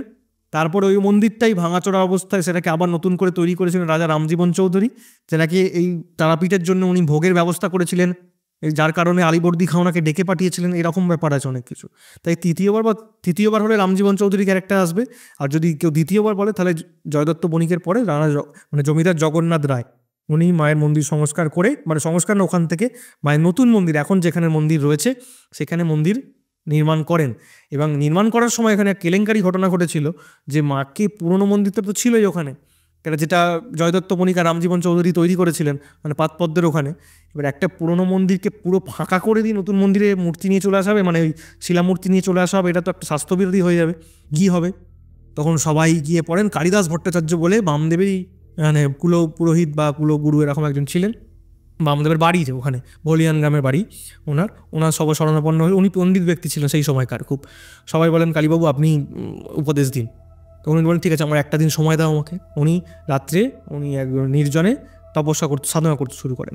ভোরের দিকে একজন একটা বাচ্চা মেয়ে, 12-13 বছর একটা বাচ্চা মেয়ে বলে যান ওনাকে সব কিছু নির্দেশ দিয়ে যান। উনি পরের দিন ওই জগন্নাথ রায় বাড়ি চলে যান, জগন্নাথ রায়ের বাড়িতে যান, জমিদার উনি। জগন্নাথের বাড়িতে গিয়ে বলেন যে তোমরা মা নির্দেশ করেছেন এটাই যে তোমরা যখন মানে শিলামূর্তি তুলবে যতটুকু অংশ পাবে ততটুকুই তুলে নিয়ে যাবে। আচ্ছা, সেই জন্য মায়ের যখন ওই পাতপদ্ম মানে ওই ওখান থেকে মন্দির থেকে যখন ওই মায়ের শিলামূর্তি তুলছিল তখন কিন্তু অর্ধেক অংশ মানে পায়ের অংশটা রয়ে গেছে, যেটা এখনও পাতপদ্ম মন্দিরে এখনও রয়েছে মায়ের অর্ধেক অংশটা। ওপরের অংশটা নিয়ে গিয়ে মন্দিরে পুজো হয়। মায়ের নির্দেশ ছিল যে দ্বারকা আমার প্রতি বছর পা ধোয়াবে। এখনও পর্যন্ত দ্বারকা নদীর জল উঠে যায় শ্মশানের মধ্যে, পা ধোয়াতে আসে দ্বারকা মায়ের নির্দেশে। দ্বারকা আমার পা ধোয়ায় প্রতি বছর, তাই আমার পা ওখানেই থাকবে। তাই পাতপদ্ম মন্দির ওখানে আছে, মায়ের ওই বাকি অংশটুকু ওখানে এখনও তুমি গেলে নিশ্চয়ই দেখতে পাবে। এখনও ওই পাতপদ্মের অর্ধেক অংশ আর মন্দিরের শিলামূর্তি অর্ধেক অংশ ছিল দ্বারকা আমার পা ধোয়াবে। ওকে, তো একদম শেষের দিকে চলে এসেছি। আমি আর দুটো জিনিস জানতে চাইবো। তার মধ্যে একটা হচ্ছে, এটা আমি শুনেছি লোকের মুখেই, যে তারাপীঠের নিচে মানে তারাপীঠ মহাশ্মশানের নিচে নাকি এমন কোনো গুপ্ত সুড়ঙ্গ আছে যেখানে নাকি আগে তান্ত্রিক ক্রিয়াকলাপ হতো বা তান্ত্রিক অ্যাক্টিভিটি হতো। তো এটা কি গল্প নাকি এর অ্যাকচুয়ালি রিয়েল কোনো এভিডেন্স আছে? কিচ্ছু রিয়েল এভিডেন্স নেই, এ পুরোটাই গল্প, পুরো গল্প, কিচ্ছু রিয়েল এভিডেন্স নেই। কিন্তু তৎকালীন সময় অনেক সময় বিপ্লবীরা বা ডাকাতরা অনেক জায়গায় সুড়ঙ্গ করতো, ঠিক আছে, অনেক জায়গায় সুড়ঙ্গ করতো। এবার সেই রকম যদি কিছু থাকে তার ওর জন্য যে বিরাট কিছু একটা মাহাত্ম, সুড়ঙ্গর জন্য সুড়ঙ্গতে সাধনা করতে হবে, করলে বিরাট কিছু ব্যাপার হয়ে যেত ওরকম। তারাপীঠের মাটিটাই তাই, মাটিটা একটু কপালটা ঠেকালেই তোমার যদি মাথার যন্ত্রণা হয় তুমি একটু তারাপীঠের গিয়ে মাটিটা করে থাকবে, সব ঠিক হয়ে যাবে। এই মাটিটাই এতটা ক্ষমতা সম্পন্ন মাটি, তাই তুমি সুড়ঙ্গের নিচে ঢুকে পড়ো কি যে কোনো জায়গায় বসে সাধনা। আমি এই যে কথাটা বললে না যে তারাপীঠের মাটি কপালে ঠেকালে অনেক কিছু ঠিক হয়ে যাবে, এর একটা জলজান্ত এক্সপিরিয়েন্স কিন্তু আমার নিজের হয়েছে, যেটা আমি 2022 সালে গেছিলাম, আমি তোমায় বলছিলাম না। তো কি হয়েছিল, আমি যেহেতু তখন নাইট শিফটে চাকরি করতাম, তো আমাদের ট্রেন ছিল সকালবেলা 5:55 হাওড়া স্টেশন থেকে। তো আমি ভোরবেলা 4:30টার সময় অফিস থেকে ফিরেছি। তো আগের রাতটা পুরোটাই আমার জাগা। তার আগের দিন সকালবেলা থেকে আমরা বিভিন্ন অ্যারেঞ্জমেন্ট করেছিলাম। তো যাই হোক, 2টো রাত মোট কথা আমরা জেগে না ঘুমিয়ে আমি অফিস করে দেন আমি ফিরেছি অফিস থেকে। তারপর আমরা গেছি হচ্ছে হাওড়া স্টেশন, ওখান থেকে আমরা যাব তারাপীঠ। তো ভীষণ টায়ার্ড ছিলাম, মানে এতটাই টায়ার্ড ছিলাম যে যখন ওই মন্দিরে আমরা ওখানে গিয়েই ফ্রেশ হয়ে সবার আগে মন্দিরে চলে গেছি, যে আগে মন্দিরে পুজোটা দেবো, তারপর যা খাওয়া দাওয়া করার করব।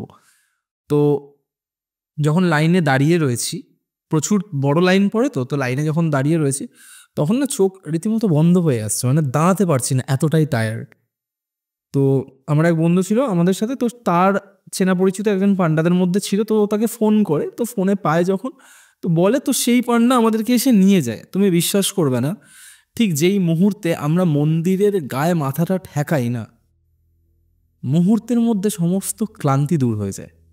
এটা মানে ওই দিন আমি প্রথম ফিল করি যে হায়ার পজিটিভ এনার্জি ঠিক কতটা শক্তিশালী হতে পারে, আর একটা জায়গার এনার্জি কতটা স্ট্রং হতে পারে। মানে কোনো আধ্যাত্মিক জায়গা বা কোনো তীর্থস্থানের এনার্জি এতটা স্ট্রং হতে পারে, এটা ওই দিনের আগের মুহূর্ত পর্যন্ত আমি জানতাম না। তো তুমি যখন বললে না যে তারাপীঠের মাটিতে মাথা ঠেকালে মাথা যন্ত্রণা সেরে যায়, আমি ভীষণভাবে রিলেট করতে পারলাম এই জিনিসটা। অসাধারণ এক্সপিরিয়েন্স হয়েছিল আমার। একদম লাস্ট একটা কথা তোমার কাছে আমি জানতে চাই, যেহেতু তুমি এই কথাটা প্রায় বলো যে তারাপীঠে যাই ঘটছে যাই হচ্ছে সবই মায়ের লীলা, সব কিছুই। তো ভক্তদের মধ্যে টাকার কারণে ক্যাটাগরি ভাগ করে দেওয়াটাও কি মায়ের লীলা? কারণ আজকের ডেটে তুমি যদি যাও তারাপীঠ মায়ের মন্দিরে 500 টাকার একটা লাইন, 2000 টাকার একটা লাইন, 1000 টাকারও লাইন আছে। এটা আমি শেষবার গিয়েও দেখেছি। তো মায়ের লীলার মধ্যে কি এইগুলো পড়ছে আদৌ? মা কি তার ভক্তদের মধ্যে এরকম ডিভিয়েশন করে? একদমই নয়, কোনোদিন চান না। এবং এই কথার উত্তর দিতে গিয়ে যদি বলতে হয়, এই কথার উত্তর অবশ্যই মন্দির কমিটি বা মন্দির কর্তৃপক্ষ দেওয়া উচিত, কিন্তু আমি একজন ভক্ত হিসাবে এইটা আমার উপলব্ধি বলতে পারি। কিছু অসাধু ব্যক্তি তো অবশ্যই রয়েছে, সমস্ত জায়গায় রয়েছে, যে কোনো জায়গায় তুমি দেখতে পাবে অসাধু ব্যক্তি থাকেই। তারা চেষ্টা করে দুটো পয়সা রোজগার করার জন্য বেশি করে যেভাবে হোক। আর আজকের দিনে দাঁড়িয়ে মানে এটা আমি তোমাকে বলছি, আমি নিজে মুখেই বলছি, নিজের ঢাক নিজেই পেটাচ্ছি। তুমি কোনো যারা তন্ত্র সাধনা করে বা জ্যোতিষ চর্চা করে বা যারা এরকম ফ্যামিলি থেকে বিলং করে, তাদের মুখে এই কথা শুনতে পাবে না। আমি যেটা আজকে বলছি, এখন ব্যবসা হচ্ছে 3টে: স্বাস্থ্য, শিক্ষা আর ধর্ম। 3টে হচ্ছে সব থেকে বড় ব্যবসা। ধর্ম নিয়ে এখন বিভৎস ব্যবসা চলছে, যেমন আমি আগে বলছিলাম তখন, ধর্ম নিয়ে এখন বিভৎস ব্যবসা চলছে সমস্ত জায়গায়। কোনো জ্যোতিষতান্ত্রিকদের তো ব্যবসা চলছে, এখন শপিং মল হয়ে গেছে জ্যোতিষতান্ত্রিকদের। তারপরে তো মন্দির ফন্দির নিয়ে তো খুলে বসে পড়ছে। কোনো জায়গায় বলছে ঠাকুর এখানে দেখতে পাওয়া যায়, মাকে এখানে দেখতে পাওয়া যায়। পুরোহিতরাই বলছে মা এখানে একমাত্র এখানেই মাকে দেখতে পাওয়া যায়, বাদ বাকি মা সব মরে গেছে, মা এখানেই একমাত্র জীবন্ত হয়ে আছে।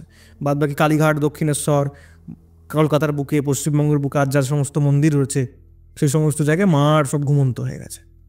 কে কি মনে করলো আমার কিচ্ছু এসে যায় না, কিন্তু এই কথাটা মাকে অপমান করা হয়। যে জায়গাকার ছেলেরা, আমার পুরোহিতরা এই কথা বলছে, সেইখানকার মাও এই কথাটা দিতে কষ্ট হয়, তার নিশ্চয়ই কষ্ট হয়। মা কোনোদিন জীবন্ত মৃতকে কেন বলবো আমি মাকে জীবন্ত মৃত? মা তো মা আবার জীবন্ত ঘুমন্ত হয় নাকি? ঠিক সেরকমই অসাধু ব্যক্তি থাকেই অনেক জায়গায়। সব বলতে গেলে হাসি পায় অনেক কিছু। বলছে যে মা এই সোনার গয়নাটা চেয়েছে আপনার থেকে, কে কে বলছে এই গয়নাটা আংটিটা তোমার থেকে চেয়েছে, এই শাড়িটাই দিতে হবে। ওমর একটা ব্র্যান্ডেড দোকানের নাম করে বলছে যে অমুক দোকানের শাড়িটাই মা চেয়েছে, ওই একমাত্র ওই 25-30 হাজার টাকা দামের শাড়ি ছাড়া মাকে শাড়ি পরানো যাবে না। এরকমও ঘটনা ঘটছে কলকাতার বুকে চারিদিকে, এরকম অনেক দিকে হচ্ছে সারা। তাই ওটাও ব্যতিক্রম নয়, তারাপীঠে এরকমও চলছে এরকম। তবে এখন অনেকটা সরকার প্রশাসন, ওখানকার লোকাল প্রশাসন বা মন্দির কমিটি বা বর্তমান সভাপতি, এনারা সব যারা ওখানে প্রশাসন ব্যক্তি রয়েছে, ওনারা চেষ্টা করছেন করা। একটা জিনিসকে তো দুম করে একটা তো বন্ধ করা খুব মুশকিলের ব্যাপার, একটা তো ওখানে বিরাট ব্যাপার একটা তৈরি হয়েছে। তাই চেষ্টা চলছে রাশ টানার, অনেকটা কন্ট্রোল। আমি গত দু সপ্তাহ আগেই আমি একবার গিয়েছিলাম, তো অনেকটা কন্ট্রোল, অনেক সুশৃঙ্খলভাবে হচ্ছে। লাইন ভিআইপি লাইনটা আছে, নেই যে নয়, আছে। তো চেষ্টা চলছে অনেক ভাই বন্ধ করা। মায়ের মন্দিরে সব থেকে যেটা হয়েছে, মায়ের মন্দিরে মাকে জড়িয়ে ধরে সেলফি তোলা, ওটা বন্ধ হয়েছে। ওটা একটা খুব ভালো গুড ডিসিশন। এই সমস্ত জিনিসগুলো আস্তে আস্তে হচ্ছে।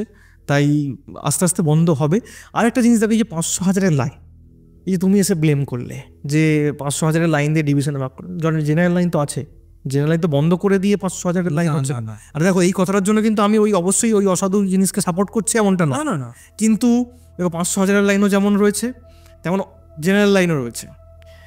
আমি আমার দুটো সময় বাঁচানোর জন্য আমি গিয়ে 500 টাকার লাইনে গিয়ে লাইনে দাঁড়াবো, আবার বাড়ি এসে বলবো যে ও তারাপীঠে এখন ওই চলে 500 টাকার নোট দিয়ে টাকা নিয়ে নেয় লাইন দিয়ে, ভিআইপি লাইনও মুক্ত। আরে আমি গিয়ে দাঁড়িয়ে দাঁড়াচ্ছি, আমি গিয়ে সময় বাঁচানোর জন্য, আরামদায়ক তাড়াতাড়ি পুজো দেওয়ার জন্য, তো একটা আমি বলছি আমি লাইন দেওয়ার জন্য গিয়ে সময় মারছি এবং করে যাচ্ছি। আরে আমি যদি না যাই, সবাই পাবলিক যদি 500,000 লাইনকে বয়কট করে দেয়, কারোর ক্ষমতা আছে কেউ ধরে ধরে নিয়ে গিয়ে 500,000 লাইনে দাঁড় করাবে? আর মা যারা ওই 500,000 লাইনের ভেতরের দিক দিয়ে ঢুকে পুজো দিচ্ছে, আমার মনে হয় ওই পুজো মা নেয় না। হ্যাঁ, মা বলে মুখে লাথি মারবো তোর, যা গিয়ে সাধারণের সঙ্গে গিয়ে পুজো দিয়ে লাইন দেয়, টাকার গরম দেখাতে এসছিস আমাকে। এক্স্যাক্টলি, আমি এটাই বলতে চাইছি যে যার টাকার গরম বেশি সে তত তাড়াতাড়ি মায়ের কাছে পৌঁছে যাচ্ছে। ও মা কি তাকে নেবে নাকি? ওইসে বললো মা মুখে লাথি মার। কিছুদিন আগে এই মা সিনেমার একটা প্রমোশনের জন্য বলিউড অভিনেত্রী কাজল কলকাতায় এসেছিলেন এবং দক্ষিণেশ্বরে মায়ের গর্ভগৃহের ভেতরে ঢুকে গেছিলেন, যেটা সোশ্যাল মিডিয়াতে প্রচুর ভাইরাল হয়। আমার কাছে প্রশ্নটা এখানেই যে এরকম প্রচুর ভক্ত আছে যারা দিন রাত মাকে নিয়ে সাধনা করছেন, তারা কিন্তু এই সুযোগটা পায় না।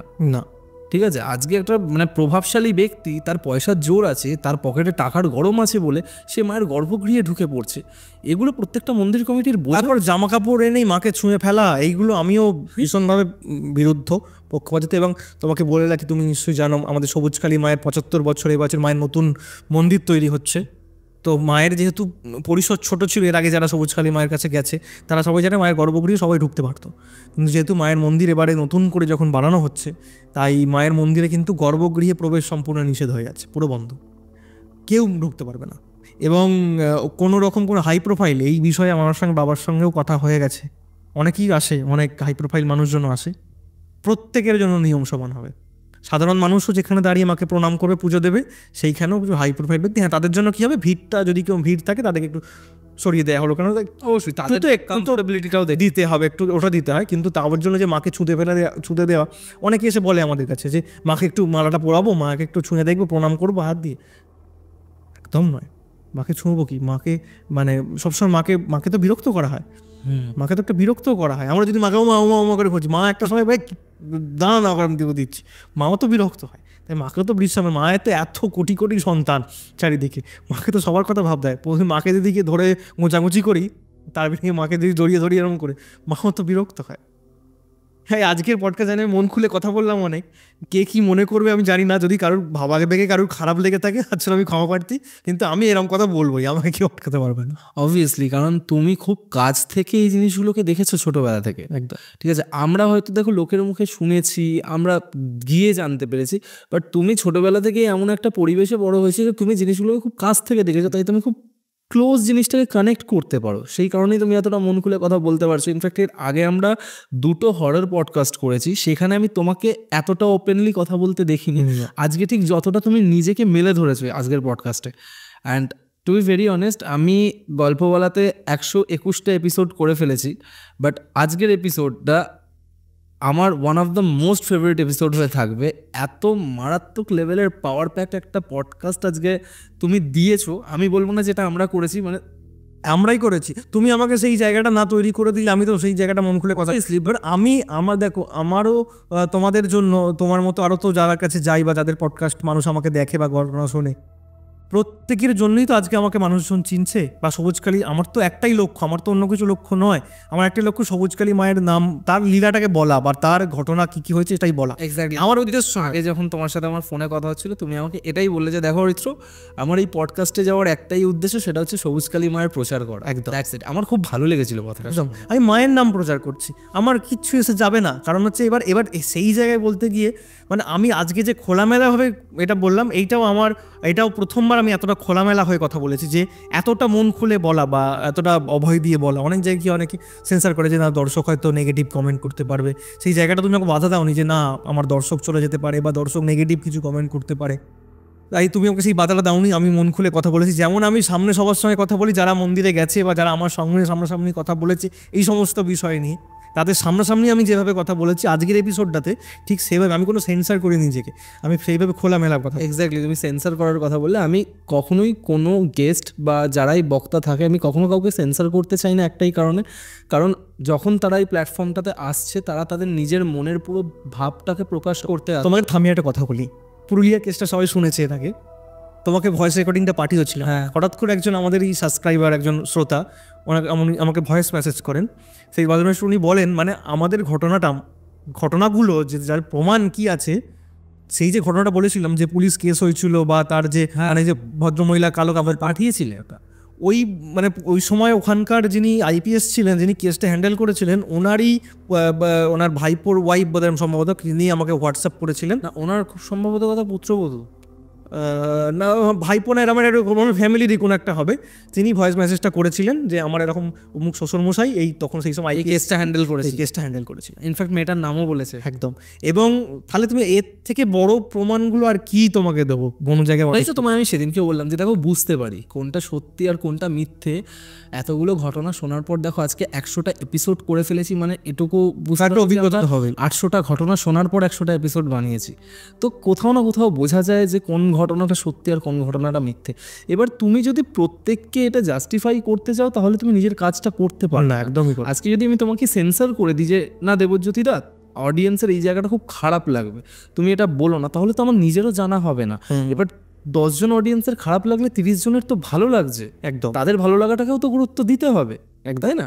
তো আমার মনে হয় না যে ক্রিয়েটিভ ফিল্ডে কোনো রকম সেন্সার থাকা উচিত, অবশ্যই সেটা শালীনতাটাকে বজায় রেখে। এবং এই যে আমি কথা বললাম যে এই তান্ত্রিকরা মুখ করছে তুমুক করছে, এত টাকা বলছে, যে যার ব্যাপার, অনেকে দেখবে চুপচাপ মিনি বেড়াল সাজে বসে থাকে, ঠিক আছে, যে যার মতো করে নিজের ধান্দা নিজে চালিয়ে দেওয়ার মতো চেষ্টা করে, যে আমি যদি বলি তাহলে আমারও তো ধান্দা চলবে না, এরকম অনেকে চুপ করে যায়।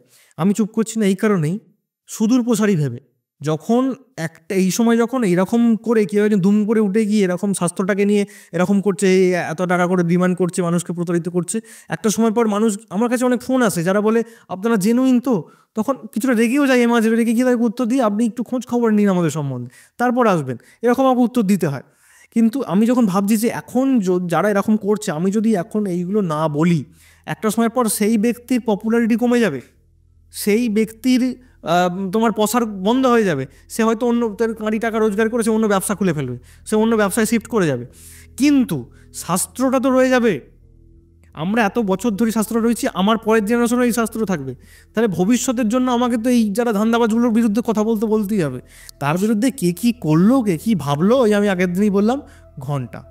এই জন্যে আমার কাছে যখন কেউ জিজ্ঞেস করে যে দাদা, এই আমার একটা হাসির কথা, তোমাকে থামাচ্ছি খালি, বলছে যে কাজ করতে গিয়ে অনেক এফেক্ট হয়, হাসপাতালে ভর্তি হয়ে যাচ্ছে, আমি আজকে এই পডকাস্ট থেকে এই যে এত কথা বললাম, ওপেন চ্যালেঞ্জ করলাম, কোনো ওই তান্ত্রিক কালা জাদু যারা ওই সমস্ত কিছু করে, ক্ষমতা থাকলে আমার কিছু করে দিই, আমিও সবুজ কালী মায়ের বেটা, কিছু করে দেখাক, তাদের জানবো তাদের ক্ষমতা আছে, কিচ্ছু করতে পারবে না, মায়ের পায়ের তলায় পড়ে থাকি, মানুষের কারোর ক্ষতি করি না, মানুষকে বাঁচানোর জন্য আমরা কাজ করি, কারোর ক্ষমতা নেই একটা আমার চুলো কিছু করবে, তাই ওই জন্য ওপেন মন খুলে কথা বলতে পারি। আর ওই পপুলার মানে ওই জাস্ট পাবলিসিটি করানোর জন্য আমি আজকে হসপিটালে ভর্তি হয়েছি, আমি আজকে কাজ করতে গিয়ে এফেক্টেড হয়েছি, ওই সব আমাদের করতে হয় না, আমাদের ওপরে এফেক্ট পড়ে, সেইগুলো লোককে ওই জানিয়ে বলে ওই স্বাভাবিক পাওয়ার দরকার হবে না। তুমি যদি বলে দাও যে তোমার এফেক্টে কি ক্ষতি হয়েছে না হয়েছে, তাহলে মানুষের কোথাও না কোথাও ভরসাটা হারিয়ে যেতে পারে। আর সে হচ্ছে তো দুদিন এসে মনে করছে বাবা আমাকে আজ দাদা করছে সবাই, ভক্ত সাধক মনে করছে বিশাল ব্যাপার, কিন্তু একটা সময়ের পর যখন কাজ পাবে না, যখন একটা সময়ের পর বিরূপ হয়ে যাবে, মানে লোভে পাপে মৃত্যু, 3,70,000 টাকাটা কম না একজনের কাছ থেকে, আমি বললাম চেয়েছি 3,70,000, যখন এরকম করতে লোভটা বাড়তে শুরু করবে, যখন ওই হাঁসটাকে পুরো গোটাটাই কেটে ফেলবে, তখন না পাবে ডিম, না পাবে মাংস। আর কি এই কারণেই যখন আমাকে কেউ জিজ্ঞেস করে যে দাদা তোমার কাছে কোনো ভালো অ্যাস্ট্রোলজার বা তান্ত্রিকের কন্ট্যাক্ট থাকলে দাও, আমি তাকে একটাই কথা বলি যে দেখো, আমি অনেকের সাথে এপিসোড করেছি, অনেকের কন্ট্যাক্ট ডিটেলস দেওয়া আছে, তুমি সবার সাথে কথা বলো, যাকে তোমার অথেন্টিক মনে হবে নিজের থেকে তুমি তার সাথে কাজ করো, তুমি সবাইকে নিজের প্রবলেম শেয়ার করো, দেখো তোমাকে সবাই কি সলিউশন দিচ্ছে, তুমি সবার সাথে কথা বলো, বাট যাকে তোমার মনে হবে অথেন্টিক, আমি কাউকে বলবো না কেউ অথেন্টিক, কারণ আমি নিজে পার্সোনালি কাউকে দিয়ে কাজ করাইনি, আর আমার কোনো কাজের দরকারও পড়েনি। দিস ইজ দ্য সলিউশন যেটা আমি দিতে, তুমি নিজে যেটা বুঝবে সেটা উপলব্ধি করো, সেটা তুমি করো, কারণ আজকে যদি তোমার সাথে স্ক্যাম হয় কোনো কারণে, যাতে এইটা না হয় যে গল্প বলার অরিত্র এই জিনিসটা সাজেস্ট করেছে, আমার সাথে স্ক্যাম হয়েছে। যাই হোক, আজকের মেন ফোকাস ছিল ঘটনা শোনার, বাট সেখান থেকে শিফট করে আমরা তারাপীঠ সম্পর্কে এরকম ভাস্ট একটা ডিসকাশন করলাম, জাস্ট মন ছুঁয়ে গেছে আজকের পডকাস্টটা। থ্যাংক ইউ সো মাচ দেবজ্যোতিদা, এরকম একটা পাওয়ার প্যাক্ট, এরকম একটা মানে কি বলবো চার্টবাস্টার এপিসোড তুমি গল্প বলার প্লেলিস্টে দিয়েছো, তার জন্য অসংখ্য ধন্যবাদ। কেমন লাগছে বলো? খুব ভালো লাগছে, মায়ের কথা বলতে পারলে তো খুব ভালো লাগে, এবং কিছু অনেক মনের মধ্যে একটা জ্বালা হয়। অনেকের আসে, অনেকের কথা তো শুনছিলাম, এতদিন জমিয়ে রেখেছিলাম, এবং যারা এসে বলেছে তারাও তো নিশ্চয়ই শুনবে ঘটনাগুলো। এই যেটা জমানো জিনিসটা যে বাস্ট করেছে, এই হচ্ছে ব্যাপার। Thank you so much. মানে আমার নিজের পার্সোনালি এই এপিসোডটা ভীষণ প্রিয় হয়ে থাকবে। নতুন সেট আপে নতুনভাবে এত সুন্দর একটা এপিসোড হলো, এটা মানে আজকে আমার সারা দিনটা ভালো হয়ে গেল এই এপিসোডটা শ্যুট করে।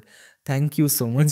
আজকে আমাদের তাড়াতাড়ি আবার দেখা হবে। আজকের এপিসোড মা তারার নাম নিয়েই আমরা আজকে শেষ করবো। তবে খুব স্পেশাল একটা দিনে আমি অবশ্যই এই এপিসোডটা নিয়ে আসবো, চেষ্টা করবো এটাকে আমি রেখে দিতে, যদি পসিবল হয় তাহলে হয়তো আমি কালী পুজোতেও আনতে পারি, বাট আমি এটা খুব স্পেশাল কোনো দিনেই আনবো, মানে যেই দিনটা শুধুমাত্র মায়ের দিন হিসেবেই থাকবে, আর আমি সেই দিনকেই নিয়ে আসবো। মানে যে কোনো দিন আমি এটা দিয়ে দেবো না, মানে এটা এতটাই স্পেশাল আমার কাছে হয়ে থাকলো। Thank you so much again. জয় মা তারা। জয় মা Tara. Golpowala, the real paranormal experience. তো কেমন লাগলো আজকের এপিসোড কমেন্ট করে জানাতে ভুলবেন না। যদি ভালো লেগে থাকে তাহলে লাইক বাটনটা প্রেস করার সাথে সাথে শেয়ার বাটনও প্রেস করুন। আর যদি গল্পওয়ালা ইউটিউব চ্যানেলে আজকে প্রথমবার এসে থাকেন তাহলে চ্যানেলটা সাবস্ক্রাইব করার পাশাপাশি স্পটিফাই পডকাস্টটিকেও ফলো করতে ভুলবেন না। ভুলে গেলে চলবে না, গল্পওয়ালা আমার আপনার প্রত্যেকের নিজেদের যৌথ পরিবার। আজকের এপিসোড আমি এখানেই শেষ করছি। শনিবার আসছি আরও একটা মারাত্মক হরর পডকাস্ট নিয়ে।